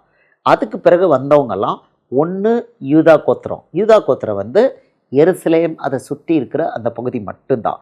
மற்ற 10 கோத்திரத்தை வேலைக்காரன். மற்ற இவங்களுக்கு லேவிக்கு என்ன கிடையாது? காணியாட்சி கிடையாது. லேவிக்கு லேண்டே கிடையாது. காணியாட்சிங்கிறது லேண்டு. காணியாட்சின்னா கானான் தேசத்திலிருந்து அதை யோசுவா 1ஆவது அதிகாரத்தில் அங்கே உள்ளே நுழைஞ்ச உடனே யோசுவா அவங்களுக்கு பங்கு போட்டு கொடுப்பான். 5ஆவது அதிகாரத்துலேருந்து பார்க்கலாம். அவங்களுக்கு பங்கு போட்டு கொடுப்பான், ஒவ்வொருத்தருக்காக எல்லை போட்டு கொடுப்பான். அதில் லேவியர் கர்த்தருடையவனால அவங்களுக்கு பங்கு கிடையாது சொல்லிட்டார். லேவியர் என்னுடையவங்க, அவங்களுக்கு பங்கு கிடையாது. தேவாலயத்தில் உள்ள மேட்டர் மட்டும்தான் அவங்களுக்கு. ஸோ மற்ற 11 கோத்திரத்துக்கும் பங்கு, அதுக்கு பேர் காணியாட்சி, லேண்ட் அவங்களுக்கு. அப்போது 10 கோத்திரம் அவங்களுக்கு எங்கே போயிடுச்சு? இவனுக்கு யெரொபெயாமுக்கு வேலைக்காரன் கையில்பட்டு. ஒரு கோத்திரம் இடம், யூதா கோத்திரம் இடம் மட்டும் யார் கையில் வந்தது? தாவீதோட அவனுடைய ரெகோபெயாம்ங்கிறது அவன் பையன் வந்தது, அவனுடைய கோத்திரத்துக்கு வச்சார். இதை நீங்கள் இந்த வசனத்தோட ஓரியன்டேஷன் புரிஞ்சுக்கணும். அப்படின்னா தாவீதோட அதுக்கு பேர் யூதேயா, அந்த ஒன்று யூதேயான்னு ஆயிட்டு, அடுத்தது இஸ்ரவேல்னு ஆயிட்டு. இஸ்ரவேல்னா இயேசு வரும்போது அது இஸ்ரவேல் கிடையாது, அது சமாரியாவை தலைமையாக கொண்ட 10 கோத்திரம். யூதேயா பார்ப்பீங்கன்னா பைபிளில் யூதேயா எல்லைக்கு வந்தார், கலிலேயா வந்து யாரோடது? சமாரியா எல்லை, இஸ்ரவேல் எல்லை. இது வந்து யூதேயா எல்லை. 2 பேரும் வேற. இப்போ நம்ம இங்கேருந்து பாரதியாரை பிடிக்க போகும்போது பாண்டிச்சேரிக்குள்ளே போயிடுவார். பாண்டிச்சேரி ஃப்ரெஞ்சு இல்லை, பார்க்க தமிழ்நாடு தான், போட்டு உள்ளே நுழைய முடியாது, பிரிட்டிஷ்காரங்க போக முடியாது. அதே போல் இயேசுவை ரொம்ப பிடிக்க வரும்போது யோர்தானுக்கு அக்கறையில் போயிடுவார். வசனம் இருக்கும், யோர்தானுக்கு அக்கறையில் போயிடுவார். அங்கே போனால் அது யூதேயா எல்லை கிடையாது, கலிலேயா எல்லை. சரி, வேணாம் போட்டுருவோம் அது மாதிரி. ஸோ இப்போ இந்த ஓரியன்டேஷன், அதாவது இஸ்ரவேல் 2 தேசமாக இருந்தது எதனால் ஆச்சு? அந்த அடுத்தது முக்கியமான இடம் இந்த எருசலேம் நகரம், அதை சுற்றி உள்ள இடம் ஃபுல்லாக 100% யார் கையில்? தாவீதோட சந்ததிக்கு. இதை நீங்கள் புரிஞ்சுக்கணும். இதுக்கு தான் மெயின்லி அதுதான். அதாவது நல்லா புரிஞ்சுக்கோங்க, இயேசுவை எருசலேம் நகரத்தார் ரிஜெக்ட் பண்ணாங்க, அவரை சிலுவையில் அறைஞ்சது அவங்க தான். அவர் பிறந்தது பிறந்தது பெத்லகேம், வளர்ந்தது நாசரேத்துலேயும் கப்பர்நகம்லேயும். கலிலேயா வந்து இஸ்ரவேல் சமாரியா அந்த பகுதியை சேர்ந்தது. ஆனால் அவர் தேவாலயம் வந்து யூதேயா கட்டல. யூதேயா வந்து யாரோடது? யூதேயா 100% தாவீது கோத்திரத்துக்கு கொடுக்கப்பட்டது. இதுதான் இயேசு வரும்போது 2ஐயும் ஒன்றாக்கிட்டார். ஆனாலும் அந்த டிஃப்ரென்ஸ், பாகுபாடு இருந்தது. அவர் இடம்தான், அந்த யூதேயா தான் அவர் ரிஜெக்ட் பண்ணிச்சு. இதுதான் நமக்கு முக்கியமான செய்தி. இப்போ நம்ம பார்க்க போகிறோம் ஹிஸ்ட்ரியில் எப்படி இது ஒருத்தருக்கு அலாட் ஆகி உடஞ்சுது அப்படிங்கிறது. 1 ராஜாக்கள் 11ஆவது அதிகாரம் 9ஆவது வசனத்துலேருந்து. இதை வந்து நமக்கு நீங்கள் சீஷர்களுக்கு ஒரு கிளாரிட்டி இருக்கணும். 1 ராஜாக்கள் 11ஆவது அதிகாரம் 9ஆவது வசனத்துலேருந்து. ஆகையால் இஸ்ரவேலின் தேவனாகிய கர்த்தர் சாலமோனுக்கு 2 விசை தரிசனமாகி அந்நிய தேவர்களை பின்பற்ற வேண்டாம் என்று கட்டளையிட்டிருந்தும் அவன் கர்த்தரை விட்டு திரும்பி தன் இருதயத்தை திருப்பி 10வது வசனம், அவர் கற்பித்ததை கை கொள்ளாமல் கொள்ளாமல் போனதினால் கர்த்தர் அவன் மேல் கோபமானார். 11வது ஆகையால் வசனம், கர்த்தர் சாலமோனை நோக்கி, நான் உனக்கு கட்டளையிட்ட என் உடன்படிக்கையையும் என் கட்டளைகளையும் நீ கை கொள்ளாமல் போய் இந்த காரியத்தை செய்தபடியினால் ராஜ்யபாரத்தை உன்னிடத்திலிருந்து பிடுங்கி அதை உன் ஊழியக்காரனுக்கு கொடுப்பேன். எல்லாம் அப்படிதான். இது ஆம்பளைகள் ரொம்ப, அதாவது ராஜ்யபாரங்கிறத பார்க்கணும். ஆம்பளைகள் ரொம்ப தப்பு பண்ணாங்கன்னா நம்ம ராஜ்யபாரம் வேறு ஆளுக்கு போகும். பொம்பளை பிள்ளைகள் ரொம்ப தப்பு பண்ணாங்கன்னா புருஷன் வேறு பக்கம் போயிடுவான். அவங்க ராஜ்யபாரம் புருஷனை வேறு பக்கம் வேலைக்காரி கொடுத்துருவார். இதில் இதே மெத்தட் தான். யார் கையில் கொடுத்துருக்காரு? அவன் யோசேப்பு சந்ததியை விசாரிப்புக்கு வைக்கப்பட்ட ஒரு ஆள், விசாரிப்புக்காரன், யோசேப்பு கோத்திரத்தை சேர்ந்த விசாரிப்புக்காரன். அவங்க கையில் 10 கோத்திரத்தை கொடுத்துருவார். வேலைக்காரன் ஆமாம் கொடுப்பேன்னு சொல்லிட்டாரு. ஆமாம். ஆகிலும் உன் தகப்பனாகிய தாவீதின் நிமித்தம் நான் அதை உன் நாட்களிலே செய்வதில்லை, உன் குமாரனுடைய கையினின்று அதை பிடுங்குவேன். ஏன்னா தாவீதுக்கு கொடுத்துட்டாரு. அவனை மிலாறுனால அடிப்பேன், சவுலை தள்ளி விட மாட்டேன்னு வாக்கு கொடுத்துட்டாரு. உங்கள் அப்பாவுக்கு நான் வாக்கு கொடுத்தனால நான் ஓம் பீரியடில் பண்ண மாட்டேன். என்ன ஒரு உண்மையான தெய்வன் பாருங்கள். ஆமாம், அவர் நம்ம உண்மை இல்லைனாலும் ஒரு உண்மை உள்ளவராக இருப்பார்னு இவ்வளோ அழகாக இருக்குது பாருங்கள். அவர் வார்த்தையை மீற மாட்டார். தாவீதுக்கு சொல்லிட்டார், சவுலை தள்ளி விடுறது போல் உன் பிள்ளையை நான் தள்ளி விட மாட்டேன் அப்படின்ட்டார். ஆமாம், அதனால் தாவீது நிமித்தம் உன் பீரியடில் கிடையாது, உன் குமாரன் பீரியடில் நடக்குன்ட்டார். 13 படிக்குமா? ஆனாலும் ராஜ்யம் முழுவதையும் நான் பிடுங்காமல் என் தாசனாகிய தாவீதின் நிமித்தமும் நான் தெரிந்து கொண்ட எருசலேமின் நிமித்தமும் ஒரு கோத்திரத்தை நான் உன் குமாரனுக்கு கொடுப்பேன் என்றார். ஒரு கோத்திரம், அவன் கோத்திரம் மட்டும், யூதா கோத்திரம் மட்டும் கொடுத்தாரு. ஸோ தேசம் 2ஆக உடைஞ்சுது. இதை நீங்கள் 28வது வசனம் படிக்குமா? யெரொபெயாம் என்பவன் பராக்கிரமசாலியாய் இருந்தான், அவன் காரிய சமர்த்தனான வாலிபன் என்று சாலமோன் கண்டு யோசேப்பு வம்சத்தாரின் காரியத்தை எல்லாம் அவன் விசாரிப்புக்கு ஒப்புவித்தான். இவனை தான் ஏசப்பா எழுப்பினார். இவனை எழுப்பிட்டு இப்போ என்ன நடக்குதுன்னா, இப்போ 29லேருந்து படிங்க. எப்படி அதை உடைச்சி அந்த 11 கோத்திரத்தை 10 கோத்திரத்தை உடைச்சி வேலைக்காரன் கையில் கொடுக்கறத பாருங்க, எப்படி கொடுக்குறாரு பாருங்க. அக்காலத்திலே யெரொபெயாம் எருசலேமிலிருந்து வெளியே போகிற போது சீலோனியனாகிய அகியா என்னும் தீர்க்கதரிசி புது சால்வையை போர்த்து கொண்டிருந்து வழியிலே அவனை கண்டான். இருவரும் வயல்வெளியிலே தனித்திருக்கையில் அகியா தான் போர்த்து கொண்டிருந்த புது சால்வையை பிடித்து அதை 12 துண்டாக கிழித்து போட்டு யெரொபெயாமை நோக்கி, 10 துண்டுகளை எடுத்துக்கொள், இஸ்ரவேலின் தேவனாகிய கர்த்தர் சொல்லுகிறது என்னவென்றால், இதோ நான் ராஜ்யபாரத்தை சாலமோனுடைய கையிலிருந்து எடுத்து கிழித்து உனக்கு 10 கோத்திரங்களை கொடுப்பேன். ஆனாலும் என் தாசனாகிய தாவீதுக்காகவும் நான் இஸ்ரவேல் கோத்திரங்களில் எல்லாம் தெரிந்து கொண்ட எருசலேம் நகரத்துக்காகவும் ஒரு கோத்திரம் அவனுக்கு இருக்கும். அவ்வளோதான். ஸோ என்னாச்சு? ஒரு கோத்திரம் யூதேய கோத்திரம் மட்டும். கோத்திரம் நீங்கள் நல்லா புரிஞ்சுக்கோங்க. ஒரு கோத்திரம் இஸ் கனெக்டட் டு ஏரியா. இப்போ யூதா கோத்திரம்னா அதுக்கு எருசலேம் அந்த படம் போட்டு இருக்குது அந்த இடம். நப்தலின்னா உனக்கு இந்த இடம். செபுலோன்னா உனக்கு இவ்வளோ வட்டம் போட்டு இவ்வளோதான். இதை கொடுத்துருக்கான். எங்கள் யோசுவா புத்தகத்தில் ஒவ்வொருத்தருக்கும் நீங்கள் படிச்சிங்க, யூதா கோத்திரத்துக்கு எப்படி டிமார்க்கேட் பண்ணி டீட்டெயில் டிமார்க்கேஷன் இருக்கு பாருங்கள். ரெவென்யூ டிபார்ட்மெண்ட்டில் தான் இப்படி டிமார்க்கேஷன் இன்றைக்கி பண்ணுறாங்க. 4 எல்லை அங்கே க்ளீனாக தெற்கு வடக்கு எல்லாம் 4 எல்லை போட்டு டீட்டெயிலாக கொடுத்துட்டாரு. இந்த உனக்கு சமுத்திரம், தென் திசை உனக்கு சமுத்திரம் தான் எல்லை, உப்புக்கடல் எல்லை அப்படின்னு போட்டு லெஃப்ட் ரைட் நல்லா இருக்குது. ஆமாம், பைபிள் கிளியராக இருக்குது. ஒவ்வொரு கோத்திரத்துக்கும் 4 எல்லை போட்டு கொடுத்துருக்காங்க, கிளியராக கொடுத்தாச்சு. ஸோ யூதா கோத்திரம்னா அந்த ஏரியா, தான் கோத்திரம்னா அந்த ஏரியா கொடுத்தாச்சு. அப்போ ஒரு கோத்திரம் மட்டும் உனக்கு மிஞ்சும் அப்படின்னு சொன்னால் அந்த எருசலேம் அதை சுற்றி இருக்கிற அந்த யூதா கோத்திர ஏரியா மட்டும் யாருக்கு? தாவீதோட சந்ததிக்கு மிஞ்சுன்ட்டார். பாக்கி எல்லாத்தையும் எடுத்து யார் கையில் கொடுத்துட்டாரு? வேலைக்காரன் யெரொபெயாம் கையில் கொடுத்துட்டாரு. இப்போ 12வது அதிகாரம் 28வது வசனத்தில் அவனுக்கு கொடுப்பார். இந்த வச்சுக்கோ அப்படின்னு கொடுப்பார். 1 ராஜாக்கள் 12 இல்லைங்க 12 இங்கே 11:37 வந்துருங்க. நீ 35லேருந்தே படிச்சிருங்கம்மா. ஆனாலும் ராஜ்யபாரத்தை அவன் குமாரன் கையிலிருந்து எடுத்து அதிலே 10 கோத்திரங்களை உனக்கு தருவேன். என் நாமம் விளங்கும்படிக்கு நான் தெரிந்து கொண்ட நகரமாகிய எருசலேமிலே என் சமூகத்தில் என் தாசனாகிய தாவீதுக்கு என்னாலும் ஒரு விளக்கு இருக்கத்தக்கதாக அவன் குமாரனுக்கு ஒரு கோத்திரத்தை கொடுப்பேன். கொடுத்துட்டாரா? எருசலேம் வந்து எங்கே இருக்குது? யூதா கோத்திரத்தோட ஏரியாவில் இருக்குது. கிளியர் ஆயிடுச்சா? அப்போ ஏசப்பா போய் எருசலேம் தேவாலயத்தில் போய் பிரசங்கம் பண்ணான்னு அது யாரோட ஏரியா? தாவீதோட ஏரியா. அவன் சொந்த ஏசப்பா தாவீதோட சொந்தக்காரங்களுடைய இயேசுவோட சொந்த ஏரியா அது. அவர் தமக்கு சொந்தமானதிலே வந்தார், அவருக்கு சொந்தமானவர்களோ அவரை ஏற்றுக்கொள்ளவில்லை. புரியுதா? இப்போ உங்களுக்கு கான்டெக்ட் புரியுதா? That is is core area.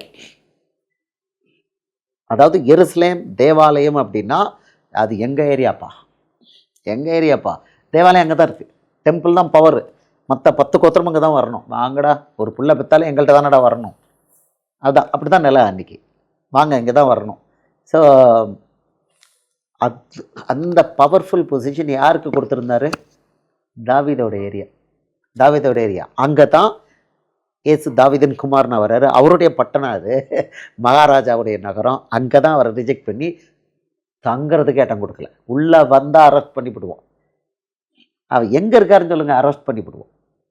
எங்கே இருக்காருன்னு சொல்லுங்கள். யாராவது ஒருத்தர் கிறிஸ்துன்னு சொன்னால் அவனை ஜெபாலயத்தை விட்டு புறம்பாக்கிடுவோம். இவ்வளோ கட்டுப்பாடு பண்ணியிருந்தாங்க. ஸோ நீங்கள் புரிஞ்சுக்கணும், அவருடைய இடம்தான், அவருடைய ஜனங்கள் தான் கடைசியில் அவருக்கு விரோதியாக மாறி அவரை கொலை பண்ணினாங்க, கொலைக்கு ஒப்பு கொடுத்தாங்க.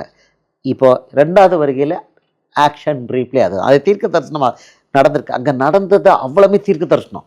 மத்தேயு, மார்க்கு, லூக்கா அவனே 100% தீர்க்க தரிசன புத்தகம். அன்றைக்கி நடந்திருக்கு, அது அப்படியே ரிப்பீட் ஆகுது. இப்போ நடந்திருக்கு. இப்போ பார்த்துக்கோங்க. அவனுக்கு சொல்கிறாரு, 37 சொல்கிறாரு, நீ உன் மன விருப்பத்தின்படி ஆண்டு கொண்டு இஸ்ரவேல் மேல் ராஜாவாக இருப்பதற்காக நான் உன்னை தெரிந்து கொண்டேன். வேலைக்காரனும் கொடுக்குறார். உன் மன விருப்பப்படி நீ எனக்கு ஆண்டு கொண்டு இஸ்ரவேலின் ராஜா இருப்பதற்காக நான் உன்னை தெரிந்து கொண்டேன்.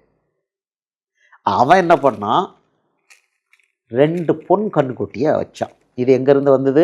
சாலமோன்றது இங்கே வந்தது. 12:28 1 ராஜாக்கள் 12:28. ஆகையால் ராஜாவானவன் யாரு? இவன் யெரொபெயாம். இதாவது இவனோட ஏரியாலாம் எங்கே இருக்குது? எருசலேம் தேவாலயம் வெளியில் இருக்குது. ஜனங்கள் ஒரு பிள்ளை பார்த்தா எங்கே போகணும்? நியாயப்பிரமாணப்படி எருசலேம் போய் சுத்திகரிப்புக்கு போகணும், காணிக்கை கொடுக்கணும். அங்கே போனால் இவன் பூர்வம் நமக்கு எதிர போயிடுவான் அப்படின்னு சொல்லிட்டு, நீ அங்கே போனப்பா, நான் உங்களுக்கு இந்த பக்கத்துலேருந்து போகணும், அந்த பக்கம் தான் போகண்டா, எல்லையில் உனக்கு 2 பொண்ணு கொண்டுக்கிட்டு இருக்கேன், இங்கே ஒரு பொண்ணு கண்ணுக்குட்டி, அங்கே அதை கும்பிட்டுக்கப்பா. 239 வருஷம் என்னமோ அதில் 18 ராஜாக்கள் பீரியடில் அவங்க ஜனங்கள் இந்த 10 கோத்திரத்துக்காரங்க பொன் கண்ணுக்குட்டியை கும்பிட்டாங்க. யூதா கோத்திரமாக அவங்கள ஃபாலோ பண்ணிச்சுன்னு எதப்பா சொல்கிறாரு. ஆமாம், 2 ராஜாக்கள் 17. இப்போ என்ன ஆச்சு பாருங்க, படிக்குமா? ஆகையால் ராஜாவானவன் யோசனை பண்ணி பொன்னினால் 2 கன்றுக்குட்டிகளை உண்டாக்கி ஜனங்களை பார்த்து, நீங்கள் எருசலேமுக்கு போகிறது உங்களுக்கு வருத்தம். இஸ்ரவேலரே, இதோ இவைகள் உங்களை எகிப்து தேசத்திலிருந்து வரப்பண்ணின உங்கள் தேவர்கள் என்று சொல்லி ஒன்றை பெத்தேலிலும் ஒன்றை தானிலும் ஸ்தாபித்தான். இந்த காரியம் பாவமாயிற்று. ஜனங்கள் இந்த ஒரு கன்றுக்குட்டிக்காக தான் மட்டும் போவார்கள். இந்த கன்றுக்குட்டிக்கு ஏன் தான் மட்டும் போகிறாங்க? குழந்தை பெற்றா என்ன பண்ணணும்? தேவாலயத்துக்கு போய் காணிக்கை கொடுக்கணும். 2 புறா கொஞ்சாவது ஆட்டுக்குட்டியாவது கொண்டு கொடுக்கணும். ரூல் அது. அடுத்தது வருஷத்துக்கு இத்தனை முறை தேவாலயத்துக்கு போகணுன்னு இருக்கு. அங்கே போகணுன்னா இனிமேல் உங்களுக்கு இதுதான் தேவாலயம் அப்படின்னு இங்கே ஒன்று அங்கே ஒன்று வச்சுட்டான். 2 டைரக்ஷன் தான்லேயும் பெத்தேலையும் வச்சுட்டான். ஜனங்கள் கிளியராக நியாயப்பிரமாணத்தின்படி போகிறதா சொல்லி எருசலேம் தேவாலயத்துக்கு போகிறத போய் இங்கே போனாங்க. இந்த காரியம் பாவமாயிற்று. மொத்தம் இஸ்ரவேல் ஜனங்கள் அவ்வளோ அந்த 10 கோத்திர ஜனங்களும் நாசமாக போனாங்க. 2 ராஜாக்கள் 17வது அதிகாரம் 5வது வசனம் நம்ம பார்த்தீங்கன்னா, அவங்கள மொத்தமாக சீரியர்கிட்ட ஒப்பு கொடுத்துட்டார். இந்த 10 கோத்திரத்தை என்ன பண்ணிட்டார்னா அசீரியாவுக்கு சிறையிருப்புக்கு வெற்றி போட்டுட்டார். அசிரியா ராஜா தேசம் எங்கும் போய் சமாரியாவுக்கு சமாரியா தான் யாருக்கு? இந்த 10 கோத்திரத்துக்கு தலைமையகம் சமாரியா. எருசலேம் யாருக்கு? யூதேயாவுக்கு தலைமையகம், இஸ்ரவேலுக்கு தலைமையகம் சமாரியா. ஓகே. ஸோ சமாரியாவில் வந்துட்டு பாருங்கள், அசிரிய ராஜா தேசம் எங்கும் போய் சமாரியாவுக்கும் வந்து அதை 3 வருஷம் முற்றுகை போட்டிருந்தான். ஓசையாவின் 9ஆம் வருஷத்தில் அசிரிய ராஜா சமாரியாவை பிடித்து இஸ்ரவேலை அசிரியாவுக்கு சிறையாக கொண்டு போய் அவர்களை கோசோன் நதி ஓரமான ஆலாகிலும் ஆபவரிலும் மேதியரின் பட்டங்களையும் குடியேற்றினான். 10 கோத்திரத்தை கொண்டு போயிட்டான். இஸ்ரவேலில் 10 கோத்திரம், ஒரே ஒரு கோத்திரம் மட்டும் மிஞ்சிச்சு. இப்போ நீங்கள் பார்த்தீங்கன்னா 18 சொல்கிறாரு, 2 ராஜாக்கள் 17:18. ஆகையால் கர்த்தர் இஸ்ரவேலின் மேல் மிகவும் கோபமடைந்து அவர்களை தம்முடைய முகத்தை விட்டு அகற்றினார். யூதா கோத்திரம் மாத்திரம் மீதியாயிருந்தது. யூதா ஜனங்கள் தங்கள் தேவனாகிய கர்த்தரின் கற்பனைகளை கை கொள்ளாமல் இஸ்ரவேலை உண்டாக்கின வழிகளில் நடந்தார்கள். 26வது அதிகாரம் வரும்போது இவங்களை யூதா கோத்திரத்தையும் பாபிலோனுக்கு வித்துட்டார். பாபிலோனுக்கு 21வது வசனம், அவர்களை பாபிலோன் ராஜா ஆமா தேசத்தின் பட்டணமாகிய ரிப்லாவிலே வெட்டி கொண்டு போட்டான். இப்படியே யூதா ஜனங்கள் தங்கள் தேசத்திலிருந்து சிறையிருப்புக்கு கொண்டு போகப்பட்டார்கள். பாபிலோன் போயாச்சு. அவன் அசிரியாவுக்கும் இவன் பாபிலோனுக்கும் இஸ்ரவேல் தேசம் இல்லாமல் போயிட்டு, முழு தேசமும் கம்ப்ளீட்டாக 100% லேண்டு யோசுவா மூலம் கொடுத்த லேண்ட் எல்லாம் காலி.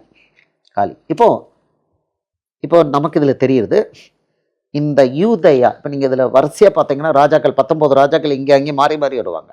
இஸ்ரவேல் ராஜா, யூதய ராஜா, எசேக்கே யூதய ராஜா, இவன் அந்த அந்த மனைவிட்ட ஏசபேலோட ஹஸ்பண்ட், அவன் இஸ்ரவேல் ராஜா. இப்படி மாறி மாறி இஸ்ரவேல் ராஜா அவ்வளோ பேரும் 18 பேர் என்னமோ இருந்தான். அத்தனை பேரும் அந்த 2 பொண்ணு குட்டி கும்பிட்டான். யூதா ராஜாவில் 1-2 நல்ல ராஜாக்கள்லாம் வந்தாங்க, எசேக்கியா மாதிரி வந்தாங்க. பட் யோசபாத் வந்தாங்க. யோசபாத் எசேக்கியெல்லாம் யூதய ராஜாக்கள், தாவீது வம்சத்தில் உள்ள ராஜாக்கள். அந்த பீரியடில் கன்கரண்ட்டாக காமிச்சிக்கிட்டே வருவாங்க. நீங்கள் 1 ராஜாக்கள் 2 ராஜாக்களை பார்த்தீங்கன்னா கன்கரண்ட்டாக இருக்கும். அந்த ராஜா முதல்ல கொஞ்சம் கேர்ஃபுல்லாக படிச்சிங்கன்னா அந்த பீரியட் போட்டு பார்த்துடலாம். ஆமாம். ஸோ 2க்கு தனித்தனி ராஜாக்கள், 2க்கு தனித்தனியாக கொடுத்துருந்தாரு. ஆமாம், ஏசாயா கொடுத்துருந்தாரு தீர்க்கதரிசி, எலியா கொடுத்துருந்தார், மாறி மாறி கொடுத்துருந்தார். ஒரு ஒரு ஒரு இஸ்ரவேலுக்கு ஒன்று, யூதாவுக்கு ஒன்று, 2 பேருக்கும் சேர்த்து அப்படின்னு கொடுத்துருந்தாரு. தீர்க்கதரிசிகளை கொடுத்துருந்தார், வழி நடத்தினார். தீர்க்கதரிசிகளை வச்சு வழி நடத்தினார், எச்சரிக்கை கொடுத்தாரு. அவங்க கேட்க தான் செய்யலை. இப்போது நமக்கு பக்தி விருத்தி என்னென்னா, இப்போ உங்களுக்கு தெரியுது இஸ்ரவேல் தேசம் 2ஆக உடைஞ்சுது. யூதயா அப்படின்னு வர்றது ஒரே ஒரு கோத்திரம் தான். இஸ்ரவேலும் அதை சுற்றி உள்ளது யாருடைய இயேசுவோட கோத்திரம், யூதா கோத்திரத்துக்கு கொடுக்கப்பட்டது. இவங்க தான் யாரை ஃபைனலாக ரிஜெக்ட் பண்ணி கொலை பண்ணாங்க? இயேசுவை ரிஜெக்ட் பண்ணி அவருக்கு தங்க கூட இடம் கொடுக்காம பட்டது மற்றவன் இல்லை, மற்ற 10 கோத்திரம் இல்லை, சமாரியா இல்லை. அவருக்கு சமாரியா கடைசியில் எருசலேமுக்கு போகிறாருன்னு சொல்லி இடம் கொடுக்கலன்னாங்க, அது வேறு அந்த டைம். ஆனால் யோவான் 4 தெளிவாக சொல்லுது, 2 நாள் எங்கள் கூட தங்குங்கப்பா, எங்கள் கூட தங்குங்க அப்படின்னு சொல்லிட்டு, இவர் மெய்யாகவே கிறிஸ்துவாகிய உலக ரட்சகர் அவர் ஏற்றுக்கிறோன்ட்டாங்க. யோவான் 4:40-41. ஸோ சமாரியர் ஏற்றுக்கிட்டாங்க. மற்ற அவர் சொல்கிறாரு, ஆயக்காரரும் வேசிகளும் உங்களுக்கு முன்னால் பரலோகத்துக்கு போகிறாங்கன்ட்டார். எல்லாரும் ஏற்றுக்கிட்டாங்க. ஆனால் அவரை ரிஜெக்ட் பண்ணினது அவருடைய சொந்த ஜனங்கள். இப்போ உங்களுக்கு தெரிஞ்சிருச்சு, யூதயா அப்படின்னா 10 கோத்திரம் ஏற்கனவே வெளியில் கொடுத்து, இந்த ஒரு கோத்திரம் தாவீதுக்கு நியமனம் பண்ண அந்த இடம், எருசலேம் நகரம் இருந்த அந்த இடம், அது இயேசுவுடைய இடம், அவருக்கு சொந்தமான இடம். அது அவருடைய கோத்திரம், அவருக்கு சொந்தமான இடம். யூதா கோத்திரத்துக்கு சொந்தமான இடம். ரைட்ஃபுல்லாக எந்த வீட்டுக்குள்ளேயும் நுழையலாம். யூதா கோத்திரம்னா ரைட்ஃபுல்லாக எந்த வீட்டுக்குள்ளேயும் நுழையலாம், விஐபி நுழையலாம். ஆனால் உள்ளே வந்தால் காலை உடைச்சிடும் அப்படிங்கிற மாதிரி அவன் எல்லாம் சொல்லிட்டான். இப்போ புரியுதா? இப்போ இன்னைக்கு ஏசு, இப்போ நமக்கு இந்த லெசன், இப்போ இந்த பார்ட் 2ல் நமக்கு லெசன் என்னென்னா, அதில் அழகாக சப்டிலாக யோவான் 1:11 சொல்லியிருக்காங்க, அவர் தமக்கு சொந்தமானதிலே வந்தார், அவருக்கு சொந்தமானவர்களோ அவரை ஏற்றுக்கொள்ளவில்லை. அதனால் 12வது வசனம், அதனாலுங்கிற வார்த்தை மிஸ்ஸிங்காக இருக்குது. அதில் பார்த்தீங்கன்னா பட்டுன்னு இங்கிலீஷில் இருக்குது, தமிழில் அது இல்லை. அவருடைய நாமத்தின் மேல் விசுவாசம் உள்ளவர்களை அவர் ஏற்றுக்கொண்டுள்ள எத்தனை பேர்களோ அத்தனை பேர்களும் தேவனுடைய பிள்ளைகளாகும்படி அவர்களுக்கு அதிகாரம் கொடுத்தார். இதை அப்படியே ரிப்பீட்டில் தீர்க்க தரிசனம் சொல்லியிருக்காரு. எங்கே சொல்லுங்கள் பார்க்கலாம். இது இந்த 11:12 தீர்க்க தரிசனமாக அவர் வேற ஒரு இடத்துல சொல்லியிருக்காரு, நடக்கும்னு சொல்லியிருக்காரு. கனெக்ட் பண்ணுங்க பார்க்கலாம். ஓகே, லூக்கா 14வது அதிகாரம் 16-24. அவர் என்ன கொடுக்குறாரு, ஒரு ராஜா கல்யாண விருந்துக்கு ஆள் அழைக்கிறான். ஆள் அழைக்கும் போது எல்லாரையும் கூப்பிடும்போது ஒருத்தன் தன் வயலை கொண்டு போய் சொல்லுங்கள். விருந்து வேளையில் தன் ஊழியக்காரனை நோக்கி, நீ அழைக்கப்பட்டவரிடத்தில் போய் எல்லாம் ஆயத்தமாக இருக்கிறது, வாருங்கள் என்று சொல்லண்டு அவனை அனுப்பினார். அடுத்து பாருங்கள், எல்லாரும் போக்கு சொல்ல துவங்கினார். ஒருத்தன் சொல்கிறான், நான் வயலை கொண்டு அகத்தியமாய் பார்க்கணும், என்னை மன்னிக்கணும்ட்டான். அடுத்தவன் 19வது வசனம், இன்னொருத்தன் சொல்கிறான், நான் 5 ஏர் மாடை வாங்கியிருக்கேன், அதை டெஸ்ட் பண்ணணும், டெஸ்ட் ட்ரைவ் பண்ணி பார்க்கணும். இன்னொருத்தன் பார்த்தா கல்யாணம் முடிச்சப்பா, ஒரு வருஷம் நான் வெளியில் வரக்கூடாது, என்னை கூப்பிடாதீங்க, வேறு இதுக்கெல்லாம் வரமாட்டேங்கிறார். அந்த ஊழியக்காரன் வந்து இவைகளை எஜமானுக்கு அறிவித்தான். அப்பொழுது வீட்டு எஜமான் கோபமடைந்து தன் ஊழியக்காரனை நோக்கி, பட்டணத்தின் தெருக்களில் வீதிகளில் சீக்கிரமாய் போய் ஏழைகளையும் பூனரையும் சப்பானிகளையும் குடரையும் இங்கே கூட்டிக் கொண்டு வா. போயிடுச்சு வெளியில், அழைப்பு வந்து வெளியில் போகுது. அவருக்கு சொந்தமானவர்கள், அந்த 3 கேட்டகரி, அவருக்கு சொந்தமானவர்கள் அவரை என்ன பண்ணுவாங்க, ரிஜெக்ட் பண்ணுவாங்க. தீர்க்கதரிசனம் வெளியில் போயிட்டார். இதான் அடுத்தது அந்த ஊழியக்காரன் எஜமானுக்கு அறிவித்து, அப்படியே ஆயிடுச்சு, நீ கட்டளை எப்படி சைட், இன்னும் இடம் இருக்குது, ரோட்டில் இருக்க எல்லாரையும் கூட்டுவான் பாரு. அப்பொழுது எஜமான் ஊழியக்காரன், நீ பெருவழிகளையும் வேலையாறுகளையும் போய் என் வீடு நிறையும்படியாக ஜனங்களை உள்ளே வரும்படி வருந்தி கூட்டி கொண்டு வா. இது என்னன்னா கல்யாண விருந்து. கல்யாண விருந்துன்னு எல்லாருக்கும் தெரியும். ஆட்டுக்குட்டியானவருடைய கல்யாண விருந்து 2வது வருகை. அவருடைய பரலோகத்தில் அவரோட இருக்கிறதுக்கு கூப்பிடுறாரு. எல்லாரையும் கூட்டுவான், ரோட்டில் உள்ள எல்லாரையும் கூட்டுவார். அப்புறம் போட்டார், அழைக்கப்பட்டிருந்த பரிசில் ஒருவனாகிலும் என் விருந்தை ருசி பார்ப்பதில்லைன்னு உங்களுக்கு சொல்கிறேன் என்றார். இப்போ வந்துருச்சா? அங்கே என்னாச்சு? அங்கே மத்தேயு 21:43 கட்டளை போட்டார். மத்தேயு 21:43, ஆகையால் தேவனுடைய ராஜ்யம் உங்களிடத்திலிருந்து நீக்கப்பட்டு, அது எங்கே 23 நடந்தது? மத்தேயு 23 எங்கே நடந்தது? தேவாலயத்துக்குள்ளே வச்சு நடந்தது. ஆகையால் தேவனுடைய ராஜ்யம் உங்களிடத்திலிருந்து நீக்கப்பட்டு அதற்கேற்ற கனிகளை தருகிற ஜனங்களுக்கு கொடுக்கப்படும். நம்ம கொடுத்துருக்கிறார். ஸோ கரெக்டாக அவனை தள்ளி விட்டுட்டு நம்ம கொடுத்தாரு. இங்கே சொல்கிறாரு இது நடக்கும்ட்டாரு. இப்போ நமக்கு டிசைனிங் க்ளீனாகவே கொடுத்துட்டார். தள்ளி விட்டு ரோட்டில் போகிறால பெரு வழியிலையும் வேலையில் சந்தையில் இருக்கிற எல்லாரையும் அழைக்கும், அவங்க எல்லாம் ஏற்றுப்பாங்க அப்படிங்கிறாரு. மத்தேயு 22:10 அவர் சொல்கிறாரு, விருந்தாளிகளால் நிரம்பிச்சு அப்படிங்கிறார். மத்தேயு 22:10. அந்த ஊழியக்காரர் புறப்பட்டு மைக் வச்சுக்கோங்கம்மா. மத்தேயு 22:10. அந்த ஊழியக்காரர் புறப்பட்டு வழிகளிலே போய் தாங்கள் கண்ட நல்லார் பொல்லார் யாவரையும் கூட்டிக் கொண்டு வந்தார்கள். கல்யாண சாலை விருந்தாளிகளால் நிறைந்தது. அப்போ கல்யாண சாலை அழைக்கப்பட்டவங்க வந்தாங்களோ இல்லையோ, விருந்தாளிகளை யாரெல்லாம் கூட்டு வந்தாங்களாம்? நல்லார் பொல்லாதோர். ஓகே, இப்போ நமக்கு செய்தி நமக்கு கிளியராக வந்துருச்சு. இன்னைக்கு நடக்கிற நடப்பு எப்படின்னா, இயேசுவை தெரியாது. அவங்க வந்து எப்படி இஸ்ரவேல் நகரத்துக்காரங்க யார் இவர் அப்படின்னு கேட்குறாங்க. அவங்க கூட வந்தவங்க சொல்கிறாங்க, இவர் நாத்திரேயத்திலேருந்து வந்திருக்கிற தீர்க்கதரிசி இயேசுங்கிறாங்க. அப்போ தான் ஓஹோ அப்படியா அப்படின்னு கேட்டுக்கிட்டாங்க. சிலுவையிலே அரைஞ்சிட்டாங்க, க்ளீனாக பண்ணிட்டாங்க. அவரை வந்து ரிஜெக்ட் பண்ணி சிலுவையில் அரைஞ்சாங்க. அதுதான் நடக்கும்னு லூக்கா 14வது அதிகாரத்தில் தீர்க்க தரிசனமாக சொல்லியிருக்கிறாரு. யோவான் 1வது அதிகாரம் 11 சொல்லிட்டு 12 பட்டுன்னு சொல்லி மற்றவங்களுக்கு கொடுத்தது அதே தான். 3 சிங்க்ரனைஸ் ஆகுது. ஒரே தீர்க்க தரிசனம் 3 விதமாக சொல்லப்பட்டிருக்கு. இன்றைக்கி கிறிஸ்தவர்கள்ட்ட போய் அவங்க கிறிஸ்தவர்கள்ட்ட போய் எப்பா உங்களுக்கு இயேசுவே தெரியாதுன்னு சொன்னீங்களா, உங்களை சண்டைக்கு வருவாங்க. உங்களுக்கு இயேசுவே தெரியாது அப்படின்னு தெரியாதுன்னு சொன்னீங்கன்னா அவங்களுக்கு கோவம் வரும்.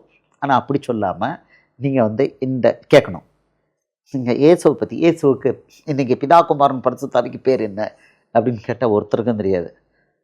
இயேசு ஒரு 10 கற்பனைகளை கொடுத்துருக்கிறாரு. அது என்ன அப்படின்னு கேட்டால் அவன் யாத்ராகமம் 20வது அதிகாரம் 1 அப்படிமா. அவனுக்கு அந்த பழைய ஏற்பாட்டில் மோசைக்கு கொடுத்த 10 கற்பனைகள் தான் தெரியும்.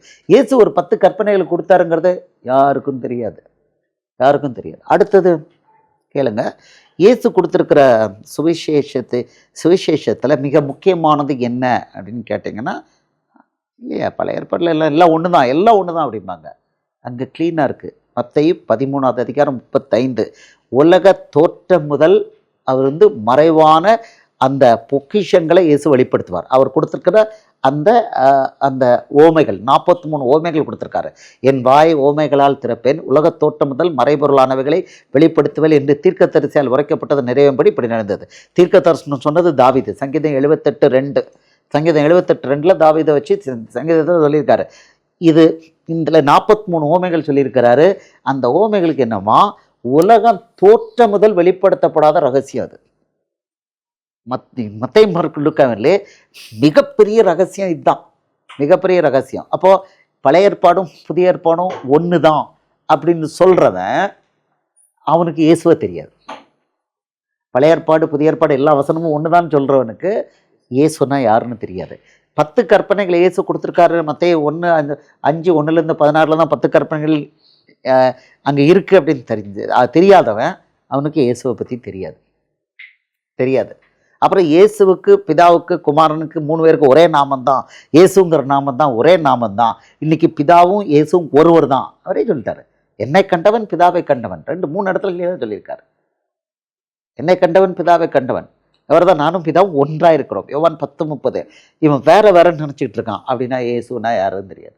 ஸோ நீங்கள் 4 கேள்வி 5 கேள்வி போட்டிங்கனாலே அவங்களுக்கு இயேசுன்னா யாருன்னு தெரியாது. அன்றைக்கி எருசலேம் நகரத்தார் கேட்டாங்களே, யார் இவர்னு கேட்டாங்க. அதுதான் இது. ஆனால் இவங்க ஒத்துக்க மாட்டாங்க. 4 கேள்வி கேட்டிங்கன்னா முடிஞ்சு போச்சு. இவங்களுக்கும் இயேசுக்கும் சம்மந்தமே கிடையாது. அவர் க்ளீனாக சொல்லியிருக்கிறாரு, இயேசு எதை பின்பற்ற சொன்னார் அப்படின்னு கேட்டிங்கன்னா, பைபிளில் எதை பின்பற்ற இயேசு சொன்னாருன்னு கேட்டால், அது ஆதியாமத்திலேருந்து வெளிப்படுத்தல் வர இயேசுவோட வசனம் தானே, பின்பற்றம் தானே. ஸ்டாண்டர்ட் அப்படி தான் சொல்லுவாங்க. ஆனால் இயேசு என்ன சொல்லியிருக்கிறாரு? யோவான் 14:15 கேட்டோம், நீங்கள் என்னில் அன்பாக இருந்தால் என் கற்பனைகளை கை கொள்ளுங்கள். அந்த 10 கற்பனைகளை மத்தேயு 5:1-16 23 சொல்கிறாரு. இயேசு அவனுக்கு பிரதியுத்தரமாக, ஒருவன் என்னில் அன்பாக இருந்தால் அவன் என் வசனத்தை கை கொள்வான், என் பிதாவினிடத்தில் அன்பாக இருப்பார்.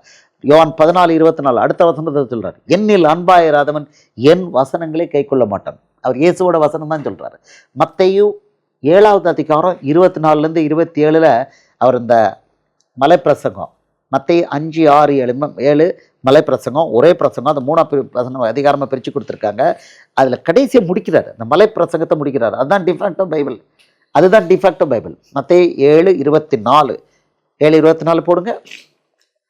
ஆகையால் நான் சொல்லிய இந்த வார்த்தைகளை கேட்டு இவைகளின்படி செய்கிறவனே அவனோ அவனை கண்மலையின் மேல் தன் வீட்டை கட்டின புத்தியுள்ள மனுஷனுக்கு ஒப்பிடுவேன்.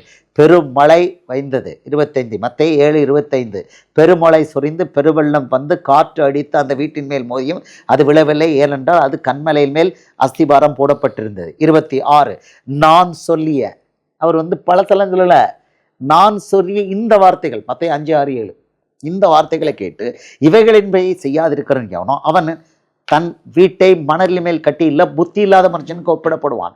பெருமழை பெய்தது. மத்தேயு 7:27 பெருமழை சொரிந்து பெருவெள்ளம் வந்து காற்று அடித்து அந்த வீட்டின் மேல் மோதின போது அது விழுந்து முழுவதும் அழிந்தது என்றார். அப்போ யாருடைய வசனம் முக்கியம்? இதை கேளுங்க, அவங்களுக்கு தெரியாது. அவன் சங்கீதம் 23 சங்கீதம் 91 படிச்சுட்டு இருக்காங்க. சங்கீதம் 24 ஒன்னொன்றுக்கு ஒரு இது போட்ட, இதுக்கு போட்டால் அனாசின், இதுக்கு போட்டால் பேராசிட்டமால், இது இப்புப்ரோஃபன் டாக்டர் எழுதி கொடுக்கும். அதே சங்கீதம் 23 சங்கீதம் 21 91 படிங்க, 4 தடவை படிங்க, எல்லாம் தெரியப்படும். அவன் ட்ராவல் படிச்சுக்கோங்க. இந்த நீங்கள் அவன் ஓதுங்கன்றான், யார் முஸ்லீம் ஓதுங்க, படிக்கலாம், அவங்கள ஓதுங்க. இவன் ஓத சொல்கிறான். 23 ஓது, 24 ஓது, 27 ஓது, ஒன்று தான் ஓதுறானுங்க. அவனுங்க கலவலன்னு ஓதுறானுங்க. அதுக்கு சம்மந்தமே கிடையாது. அப்போ இயேசு அது சொல்லவே இல்லை. அது சொன்னால் அவங்களுக்கு கோவம் வந்துடும். அப்படின்னா பைபிளை கிழிச்சு போட்டுடலாமா? டப்புன்னு ஒரு ஆஸ்பத்திரியில் படுத்து கிடந்தார் ஒருத்தர், நல்லா ஸ்ட்ராங்காக ஒருத்தர் படுத்து கிடந்தார். இந்த வாரம் சண்டே படுத்து கிடந்தது. இது பாஸ்டர் மாதிரி இதுக்கு என்ன டப்புன்னு பொறி தட்டிடுச்சு. அது எப்படி பொறி தட்டிச்சுன்னு தெரியல. இது பரிசுத்தாவே என்ன பண்ணுற வம்பு நினைக்கிறேன். இது பாஸ்டர்னு டக்குன்னு தோணுச்சுது. பக்கத்தில் போனோன்னா நானும் பாஸ்டர் தான் என்னார். அவருக்கு நமக்கு தெரியும் எதுவும் சொல்லிட்டு போனால் பிரச்சனை சொல்லி முதல்ல ஜெபம் பண்ணிவிட்டு நீங்கள் புதிய ஏற்பாடு இயேசுவோட வசனங்கள் மத்தேயு மார்க்குக்கான பிரசங்கம் சொல்லிட்டீங்களே, நீங்கள் சொல்கிறதெல்லாம் கேட்டலாம் நாங்கள் பண்ண முடியாது, நீங்கள் உங்கள் வழியிலே போங்க சார். பிரதர் சொன்னார், என்கிட்ட சொல்லியிருந்தேங்க, நான் அவர் சொல்லி கொடுத்துருவேன். நம்ம ஆஸ்பத்திரிக்கு போகிறதுக்கு பாஸ்டர்களுக்கு பிரசங்கம் இல்லை, அவங்கள மீட்கிறது நம்ம ஜோலியே கிடையாது. முடிஞ்சால் அவங்க வியாதியை குணப்படுத்தணும், அவ்வளோதான். Nothing more than that. அங்கே போய் சத்தியம்லாம் பெருசாக சொல்லிகிட்டு இருக்கக்கூடாது. ஸோ நம்ம ஆர்கியூமெண்ட் பண்ணால் நம்ம பவர் போய்டும். க்ளீனாக சொல்லிட்டோம், அதெல்லாம் ஏற்றுக்க முடியாது. ஸோ இப்போ நீங்கள் பார்த்தீங்கன்னா இவங்க யாருக்கும் இந்த கடைசி கால கிறிஸ்தவர்கள், அந்த அழைக்கப்பட்டவங்க இருக்காங்க பார்த்தீங்களா, அவருக்கு சொந்தமானவர்கள். இன்றைக்கி அவருக்கு சொந்தமானவர்கள் யார்? யூதர்கள் கிடையாது. அவருக்கு சொந்தமானவர்கள் இயேசுவின் நாமத்தில் ஞானஸ்தானம் எடுத்தவங்க தான் அவருக்கு சொந்தமானவர்கள். யோவான் 1:12 தெளிவாக சொல்லுது. அவரை ஏற்று ஞானஸ்தானம் எடுத்தவங்க தான் அவருக்கு சொந்தமானவர்கள். அவங்க அப்போ 2000 வருஷத்துக்கு முன்னால் எப்படி யூதா கோத்திரம் அவரை ரிஜெக்ட் பண்ணிச்சோ, அவர் சொந்தம் ரொம்ப சொந்தம். சொந்தம்னா அதான் நமக்கு ஏற்கனவே சொன்னோம், யூதா கோத்திரக்காரன், யூதா கோத்திரத்துக்குள்ள கல்யாணம் எடுக்கிறோம். நீங்க பாருங்க, யோசேப்பு யூதா கோத்திரத்து வம்சம். அந்த அம்மா மரியா யூதா கோத்திரம். அதே பாருங்க, எலிசபெத்து ஆரோனுடைய குமாரத்தி. அவன் யாரு? சகரியா, ஆரோனுடைய குமாரன். கிளீனா இருக்கு, கிளீனா ரூல் ஃபாலோ பண்ணணும். அப்போ யூதா கோத்திரம்னா ஒரு யூனிட், அதில் தான் வந்திருக்கிறாரு. அவன் தான் ரிஜெக்ட் பண்ணியிருக்கான். அவன் ஏரியாவில், ப்ரைம் ஏரியாவில், அவருடைய சிட்டியில், ரைட் வெளியில், அலங்கத்துக்கு வெளியில் அவரை சிலுவையில் அரைஞ்சிட்டாங்க, கொலை, தூக்குத்தண்டனை. ஸோ இது நமக்கு பாடம். இன்னைக்கு கிறிஸ்தவர்களுக்கு இப்போ 4-5 கேள்வி கேட்டோம். இவங்களுக்கு இந்த ஒரிஜினல் இயேசுவை தெரியாது. அவர் யார் அப்படின்பாங்க. அவர் யார்? அது நிறைவேறிட்டு, ஆக்சுவலாக இப்போ நிறைவேறிடுச்சு.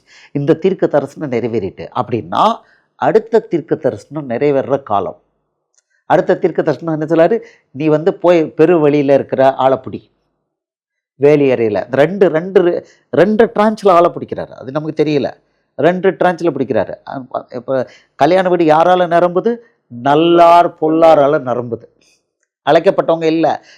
14:24 சொல்லிட்டாரு, அழைக்கப்பட்ட அந்த மனுஷில் ஒருவனாகிலும் என் விருந்தை ருசி பார்ப்பதில்லை. இதான் கடுமையான தீர்க்க தரிசனம். இந்த தீர்க்க தரிசனம் நிறைவேற காலத்தில் இருக்கிறோம். இப்போ இதுவரைக்கும் உள்ளது எல்லாமே க்ளீனாக அப்படியே நிறைவேறதை பார்க்குறீங்க. அப்போ எவ்வளோ அங்கே இயேசுவோட காலத்தில் நடந்தது எவ்வளோ பெரிய தீர்க்க தரிசனங்கிறத நீங்கள் புரிஞ்சுக்கோங்க. இப்போ நமக்கு அதில் அவருடைய ஜனங்கள், யூதா கோத்திரத்து ஜனங்கள் அவர் ரிஜெக்ட் பண்ணியிருக்காங்க. இப்போ அவருடைய ஜனங்கள் எல்லாரும் அவரை ரிஜெக்ட் பண்ணியிருக்கிறாங்க. அவர் வெளியில் போய் தான் பிடிக்கிறாரு அந்த காலத்தில். அதனால் சர்ச்சுக்காரங்க இயேசுவை ஏற்றுக்கலைன்னா நீங்கள் டெஸ்ட் பண்ணியே பார்க்கலாம். அவங்களுக்கு யாருக்கும் இந்த எருசலேம் நகரத்தரை போல் இயேசு யாருன்னு தெரியாது. ஆனால் இயேசு தெரியும்னு ஸ்ட்ராங்காக உங்களுக்கு சொல்லி உங்களுக்கு திட்டுவாங்க. தெரியாது, இயேசுவை தெரியாது. இயேசுவை தெரிஞ்சவன் என்ன பண்ணுவான்? இயேசுவை தெரிஞ்சவன் சொல்கிறார், யோவான் 8:51 ஏசப்பா ஒன்று சொல்கிறாரு. யோவான் 8:55 சொல்கிறார். யோவான் 8:55 சொல்கிறாரு, எனக்கு பிதாவை தெரியும், நான் தெரியலன்னு சொன்னேன்னா உங்களை போல் நானும் பொய்யனாக இருப்பேன், நான் அவரை அறிந்து அவர் சொன்னதை கை கொள்றேன்னு இருக்காரு. யோவான் 8:55 படிங்க. யோவான் 8:55 ஒரு அவரை அறியேன் என்று சொல்வேனாகில் உங்களைப் போல நானும் பொய்யனாய் இருப்பேன், அவரை நான் அறிந்து அவருடைய வார்த்தையை கை கொண்டிருக்கிறேன். அப்போ இயேசுவை அறியும், எனக்கு தெரியும் அப்படின்னு சொல்றவன் என்ன செய்யணும்? எனக்கு இயேசுவை தெரியும் சொல்றவன் இயேசு சொன்னபடி அவருடைய வார்த்தையை கை கொள்ளணும். இதைத்தான் அவர் தொடர்ந்து சொல்லிக்கிட்டு இருக்காரு. நீங்கள் என்னிடத்தில் அன்பாக இருந்தால் என் கற்பனைகளை கை கொள்ளுங்கள், என் வார்த்தைகளை கை கொள்ளுங்கள். ஸோ அப்போது எனக்கு இயேசுவை தெரியும்னு சொல்கிறவன் என்ன பண்ணணும்? மத்தேயு, மார்க்கு, லூக்கா, யோவான்ல இயேசு சொன்னபடி அவருடைய வசனங்களை கை கொள்ளணும். அப்படி பண்ணாமல் எனக்கு இயேசுவை தெரியும்னு சொல்கிறானாலே அவன் போய் சொல்கிறான், கப்ஸா விடுறான்னு அர்த்தம். ஸோ இதை இப்போ நமக்கு டிசைனிங் இருக்குது. இந்த செகண்ட் பார்ட்டில் இதான் கன்க்ளூடிங் பார்ட். இந்த லெசனில், அதாவது மனுஷகுமாரனுக்கோ தலை சாய்க்க இடம் இல்லை அப்படிங்கிறதுல அந்த டீச்சிங்கில் இப்போது நமக்கு தெரியுது, அவருடைய சொந்த ஜனங்களை யூதா கோத்திரம் ரிஜெக்ட் பண்ணிச்சு. அது கடைசி நாட்களுக்கு அவருடைய சபைன்னு சொல்லப்படுற ஞானஸ்தானம் எடுத்தவங்க அவரை ரிஜெக்ட் பண்ணுவாங்க. அவங்களுக்கு அவரை தெரியாது. அன்னைக்கு எருசலேம் நகரத்தை போல் இன்றைக்கும் அவங்கள தெரியாது. அப்படிங்கிறதுல இப்போ ஒரு சாம்பிள் செக் பண்ணிட்டோம். அவங்களுக்கு தாவீதை தெரியும், ஏசாயா தெரியும், எரேமியா தெரியும், எசேக்கியா தெரியும், யோவேல் தெரியும், அப்புறம் ஆபிரகாம் தெரியும், ஈசாக்கு, யாக்கோபு தெரியும். ஆனால் யாரை தெரியாது? இயேசுவை தெரியாது. அப்புறம் என் ஃப்ரெண்டு பாஸ்டர் வந்திருந்தார் பிரதர், அவர்கிட்ட சொல்லி கொடுத்துட்டேன், இயேசுக்கு ஒரு பேர் தான் நம்ம சொல்லணும்னு சொல்லி வசனங்கள்னு சொல்லிட்டேன். இப்போ அவருக்கு டெஸ்ட்டு, எனக்கு ப்ரேயர் பண்ணுங்கண்ணா. பழைய ஏற்பாட்டிலேருந்து வசனம் சொல்லக்கூடாதுன்னு சொல்லிட்டேன். ஃப்ரெண்டுனால கொஞ்சம் நம்ம லிபர்ட்டி எடுத்துக்கலாம். அவர் ட்ரை பண்ணுறாரு, இயேசு சாமின்னு சொல்லிட்டு கொஞ்சம் திக்குது. பிறகு ஆண்டவன் சொல்லும்போது ஃபாஸ்ட்டாக ப்ரேயர் வந்துருச்சு. ஒரு பீரியடில் போதும், இவர் கீழ்ப்படிஞ்சது போதும், நம்ம ஒரிஜினல் ஸ்டைலில் போயிடுவோம். ஆண்டவர்னு ப்ரேயர் பட்டு ஸ்பீடில் வருது. இயேசுங்கிறது ரொம்ப ஹிக்கப்பாகி இயேசு சாமி நான் கடைசியில் முடிச்ச மாதிரி வந்துருச்சா, கடைசியில் ஆண்டவர் தான் உங்களுக்கு ஃபுல்லாக வருது, இயேசு வரலன்னு சிரிச்சுக்கிட்டாரு, ஒத்துக்கிட்டார் ஃப்ரெண்டுனால. ஸோ இயேசுங்கிற நாமத்தை விட்டுட்டாங்க.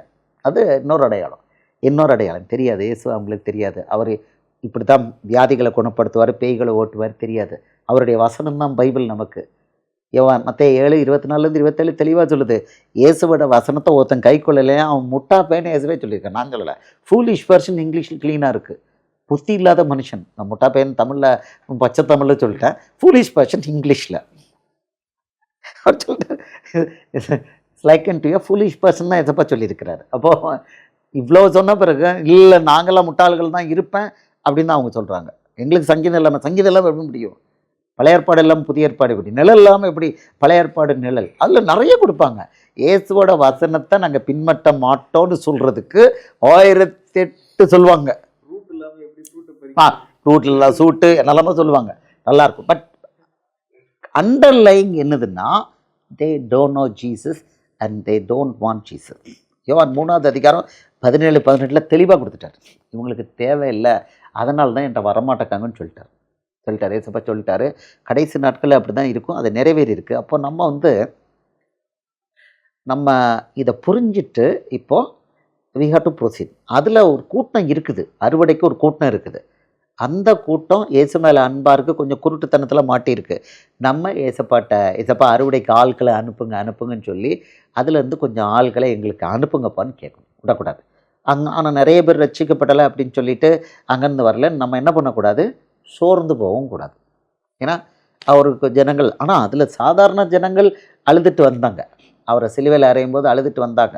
அவர் சொல்லி எருசலேம் குமாரத்திகளே அப்படிங்கிறார். நீங்கள் உங்களுக்காக உங்கள் பிள்ளைகளுக்காக அழுங்களே. எருசலேம் குமாரத்திகள்னு சொல்கிறார். எருசலேம் குமாரத்திகளே நீங்கள் உங்களுக்காக உங்கள் பிள்ளைகளுக்காக அழுங்கள் அப்படின்னு சொல்கிறாரு. மலைகளை எங்களை விழுங்குங்கள் சொல்லுவீங்க அப்படின்னு சொல்லி தீர்க்க தரிசனம் சொல்கிறாரு. ஆமாம். ஸோ சாதாரண ஜனங்களும் அவரை சிலுவையில் அறையும் போது ஒத்துக்கல தான், அழுதாங்க எருசலேமில். பட் விஐபிஸ் அந்த பலம் பெற்றவங்க அதிகாரிகள் எல்லாருமே யார் கூட இருந்தாங்க, இயேசுவை கொலை பண்ணுற கூட்டத்தோடு தான் இருந்தாங்க. ஸோ அதுதான் இன்றைக்கி பலம் பெற்றவங்க யாராவது தெரியாமல் இயேசுக்குள்ளே வந்துட்டாங்கன்னா அது ரேர்.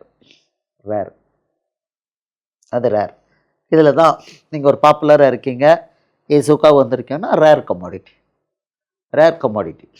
அப்போ அதுக்கு தனி கிரேஸ் உண்டு, மார்க் உண்டு. தனி மார்க் உண்டு. நம்ம வாட்டுக்கு வேலை பார்க்கணும். பட் கொஞ்சம் பேர் தான் அப்படி இருப்பாங்க. மொத்தமே அவருக்கு கொஞ்சம் தான். அதில் இந்த நல்ல பலம் பொருந்தியவங்க அதுலேயும் அவர் டிக் மார்க் போட்டு எடுக்கிறார். அவங்க மட்டும்தான் அவர் கூட இருப்பாங்க. பாக்கி எல்லாம் உண்மையிலே இந்த பரம்பரையா பணக்காரங்க பெரிய ஆளுங்க இருக்க மாட்டாங்க. உண்மையான இயேசு பக்கம் உண்மையான இயேசு அவங்களுக்கு தெரியாது. அவங்க அந்த உண்மையான இயேசுவை தெரிந்து கொள்ள அவரை பின்பற்ற முயற்சி பண்ண மாட்டாங்க. இதான் தீர்க்க தரிசனம். அவரை கொலை பண்ணுற கூட்டம் இது அப்படின்னு அவர் சொல்லியிருக்காரு. அவருக்கு எதிரி, அதாவது ஃபைனலாக இது அவரை தள்ளி விட்டது மட்டுமல்ல, அந்த கூட்டம் தான் அவரை கொலை பண்ணிச்சுது. அவருடைய சொந்தமானவங்க அவரை கொலை பண்ணாங்க ஃபைனலாக. அது அப்படின்னா அவங்க தான் அவருக்கு கடைசி காலத்தில் விரோதிகளாக இருப்பாங்கன்னு காமிச்சிருக்காரு. இந்த கூட்டம் தான் அவருக்கு விரோதிகளாக இருப்பாங்கன்னு காமிச்சிருக்கிறார். விரோதிகள் வெளியில் இல்லை. அதுக்கு தான் யூதாஸ் காரியத்தை காமிச்சார். சீஷர்கள் மத்தியில் ஒரு ஆள் விரோதி உள்ள, சீஷர்கள் மத்தியிலும் உள்ள, அவருக்கும் அங்கே தான் அவருக்கு விரோதிகள் அங்கே தான். வெளியாள்னால ஒன்றும் பண்ண முடியாது. உள்ளவங்கள தான் டேமேஜ் நிறைய. அதுதான் மத்தேயு 24:4 சொல்கிறார். ஒருவனும் உங்களை வஞ்சியாதபடிக்கு எச்சரிக்கார். வஞ்சிக்கிறது வெளியாள் கிடையாது, உள்ளதான். அநேகரை நாமத்தை தரித்து கொண்டு நானே கிறிஸ்து என்று சொல்லி அநேகரை வஞ்சிப்பார்கள்னு சொல்லிட்டார். ஆமாம், எங்கே இருக்குது அந்த வசனம்? மத்தேயு 24:4 தான் ஒருவனும் உங்களை வஞ்சியாதபடி எச்சரிக்காருங்கள் இருக்கிறாரு. எங்கே அநேகர் ஏனெனில் கள்ள கிறிஸ்துகளும் சொல்கிறாரு. 24 சொல்கிறாரு. நானே கிறிஸ்துன்னு சொல்கிற வசனம் எங்கே இருக்குது? இடையில ஒருவரே 5 ஆனால் இங்கே 4:5 இருக்குது. ஏன்னா அநேகர் என் நாமத்தை தரித்து கொண்டு நானே கிறிஸ்து என்று சொல்லி அநேகரை வஞ்சிப்பார்கள். இவங்களாம் வெளியில் கிடையாது, லோக்கல் உள்ளதான். ஸோ சீஷர்கள் மத்தியிலும் இருக்கும். இந்த கூட்டம் கம்ப்ளீட்டாக அவருக்கு எதிர்த்து நிற்கும். இயேசுடைய உண்மையான இயேசுவை எதிர்த்து நிற்கிறது இந்த கூட்டம் தான். அவருடையவர்கள் என்று சொல்லப்பட்ட அன்கோட் பீப்புள் அவருடையவர்களாக இருக்க மாட்டாங்க. அவருக்கு எதிரிகளாக இருந்தாங்க. அன்றைக்கி கடைசி காலத்தில் அவங்க தான் எதிரிகளாக இருப்பாங்கன்னு இருக்கிறாங்க. ஆமாம் இருக்காரு. இது எதனால் அப்படின்னா இங்கே ஏற்கனவே பார்த்தீங்க 2 பேதுரு 2வது அதிகாரம் 1-4 வசனத்தில் சொல்கிறாரு. கள்ள தீர்க்கதரிசிகள் அன்னைக்கு இருந்தாங்க, கள்ள போதவர்கள் இருப்பாங்க. அவங்க கேட்டுக்கு ஏதுவான போதகத்தை கொண்டுருவாங்க. அவங்களோடது எப்படின்னா பொருளாசை உடையவர்களாய் கேட்டுக்கு ஏதுவான தந்திரமான வார்த்தைகளால் அவங்கள ஆதாயப்படுத்தி கொள்வாங்கன்றிருக்கு பண்ணோம். ஆமாம் இதுதான் இது இன்றைக்கி இருக்கா. தசமமாக உண்டுன்னு போல்டாக அடிப்பாங்க, காணிக்க உண்டுன்னு போல்டாக அடிப்பாங்க, ரெண்டுமே கிடையாது. பொருத்தனை உண்டும்பாங்க, கிடையாது. இது ஏதாவது ஒன்று உண்டுன்னு சொன்னால் முடிஞ்சு போச்சு. அது நியாயப்பிரமாணம் அவங்க கிறிஸ்தவர்களே அல்ல. கலாத்தியர் 5:4 படி அவங்க கிறிஸ்தவர்களே அல்ல. அவங்க நியாயப்பிரமாணத்தினால் நீதிமான்களாக விரும்புகிற நீங்கள் யாவரும் கிறிஸ்துவை விட்டு பிரிந்து கிருபை நின்று விழுந்தினீர்கள். இப்போ வஞ்சிக்கப்படுற ஆவியோட மெயின் இது என்னென்னா, ஒன்று பணம், அடுத்தது தனக்குன்னு ஒரு கூட்டம்.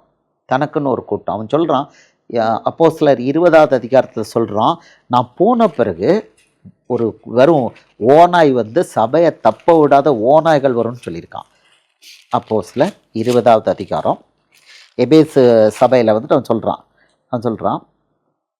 30வது வசனம் 29 அப்போஸ்தலர் 20:29 நான் போன பின்பு மந்தையை தப்ப விடாத கொடிதான ஓநாய்கள் உங்களுக்குள்ளே வரும், உங்களிலும் சிலர் எழும்பி சீஷர்களை தங்களிடத்தில் எடுத்துக்கொள்வார்கள், மாறுபாடானவைகளை போதிப்பார்கள் என்று அறிந்திருக்கிறேன்.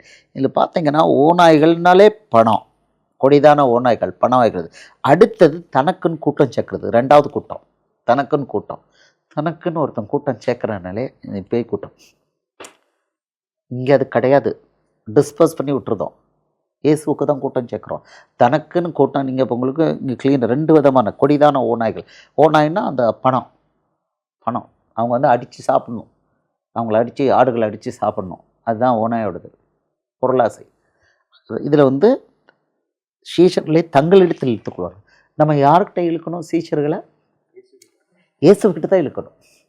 இங்கேருந்து ஒரு 2 கூட்டம் இழுத்துட்டு போயிருக்கிறாங்க.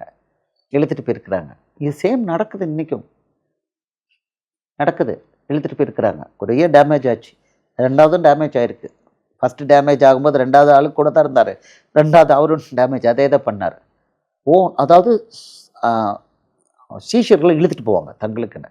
இங்கே அந்த ஜோலியே கிடையாது. யாராவது ஒருத்தருக்கு சீஷர் கொண்டு வந்தார்னா அந்த சீஷர் தான் கடைசி வரைக்கும் அவங்களுக்கு வழி நடத்துகிறோம். இப்போ இந்த பவித்ரா மகளை ஜெரால்டு வழி நடத்தினார்னா ஒரிஜினல் மேய்ப்பன் அந்த மகளுக்கு எப்போதுமே ஜெரால்டு தான். இங்கே வரலாம் போகலாம், பிறகு ஒரிஜினல் மேய்ப்பன் அங்கே தான் கொடுப்போம், அவங்க தான் கொடுப்போம். அவங்கள எந்த மேய்ப்பன்ட்டு இந்த பிள்ளைங்க வந்திருக்கோ அந்த மேய்ப்பன் தான் ஒரிஜினலி இன்சார்ஜ். இப்போ இவருக்கு ஒரிஜினல் ஜெரால்டு தான். ஆமாம். ஸோ ஒவ்வொருத்தருக்கும் அவங்க யார் மேய்ப்பன் கொண்டு இங்கே விடுறாங்களோ அவங்கள்ட்ட தான் பொறுப்பு கொடுப்போம். இங்கே வந்துட்டு போகலாம் விசிட்டர்ஸ் தான், இது தாய் வீடு மாதிரி எனி டைம் வரலாம். பட் எந்த மேய்ப்பன் யார் அவங்கள ரட்சிப்புக்குள்ளே வழி நடத்தினாங்களோ அவங்க தான் கடைசி வரைக்கும் அவங்களுக்கு மேய்ப்பன். அதை வீரக்கே கிடையாது, இழுக்க மாட்டோம். இங்கேருந்து இங்கே வாங்க, இந்த ஜோலியே கிடையாது. அவங்க மேய்ப்பன் அவர் தான் பர்மனண்ட்டாக. பட் பிள்ளை வரலாம், இங்கே எப்போனாலும் வரலாம், இதுதான் ரூல். இவங்க தங்களுக்குன்னு இழுத்துட்டு போவாங்க. ஒன்று ஓநாய் பட்சிக்கும், ஆடுகளை பட்சிக்கிறதுக்குன்னு வரும், கொள்ளையடிக்கிறதுக்குன்னு வர்ற ஓநாய். 2வது தனக்குன்னு கூட்டம் சேர்க்கறது. ரெண்டுமே வஞ்சிக்கிற கூட்டம். இது வரும்னு ஏசப்பா சொல்லியிருக்கிறாரு. இது வெளியிலேருந்து கிடையாது, உள்ள இன்டர்னல். அதனால தான் யூதாஸ் காரியத்தை அடையாளமாக காமிச்சார். அவருக்கு எதிரி வெளியில் கிடையாது, இங்கேருந்து காட்டி கொடுக்காம இங்கே உள்ளே இருந்து. அவன் பயந்தது என்னத்துக்கு? இயேசுவுக்கு பயந்தான். ஏன் பயந்தான்? இவர் மேலே டச் பண்ணால் எரிஞ்சு போயிடும். அவர் தீர்க்கதரிசி, எல்லோரும் பயந்தாங்க. போர்ச்சேவகரை 7வது அதிகாரத்தில் அனுப்புகிறாங்க. அவன் சொல்லிட்டான், அந்த ஆள் பேசுன மாதிரி ஒரு காலும் பேசுனதில்லை. அப்படின்னா நாங்கள் பயந்துட்டோம்ப்பா, அது அன்டோல்டு, நாங்கள் பயந்துட்டோம்ப்பா, அவர் மேலே கை வச்சோன்னா எரிஞ்சு போயிடுவேன். போர்ச்சேவரை தான் அனுப்புனீங்க, நீங்கள் 2 ராஜாக்கள் 1வது அதிகாரம் படிச்சுக்கோங்க அப்படின்ட்டு அர்த்தம். 2 ராஜாக்கள் 1வது அதிகாரத்தில் எலியாவை பிடிக்க ஆகாப் அனுப்புவோம். 50+1 ஆகாப் உங்களுக்கு வர சொல்கிறாரு, அவ்வளோதான். பரலோகத்திலேருந்து வானத்திலேருந்து அக்கினி பட்சித்து போடணும். 50+1 எரிஞ்சிட்டாங்க. 2வது கூட்டம் 50+1 வானத்திலேருந்து அக்கினி உங்களை பச்சி போட்டு செத்துட்டான். 3வது ஆள் தவிழ்ந்துக்கிட்டே போனான், என் உயிர் உமக்கு முன்னால் அரிதாக இருப்பதாக கெஞ்சி விழுந்தோடனே அப்போ ஆண்டவர் சொல்லு, அடிச்சிடாதடா கூட போ அப்படிம்பாரு. இல்லைன்னா 3வது கூட்டத்தையும் கொண்டிருப்பான். ஸோ 7வது அதிகாரம் யோவான் 7ல் அவன் சொல்கிறான், அந்த மனுஷனை பேசுனதில்ல, ஒருவனும் ஒரு காலம் பேசுனதில்லை அப்படின்னோடனே நீங்களும் வஞ்சிக்கப்பட்டீர்களா அப்படிங்கிறான். ஆனால் ஒன்றும் சொல்லலை அதுக்கு மேலே. தீர்க்கதரிசியை தொட்டா, அவர் பெர்மிஷன் இல்லாமல் தொட்டா பக்கத்தில் போனால் எரிச்சு போடுவார் அப்படின்னு பயம் அவங்களுக்கு. அவங்களுக்கு ஒரு ஆள் தேவைப்பட்டான். காட்டி கொடுக்குறதுன்னா என்னது?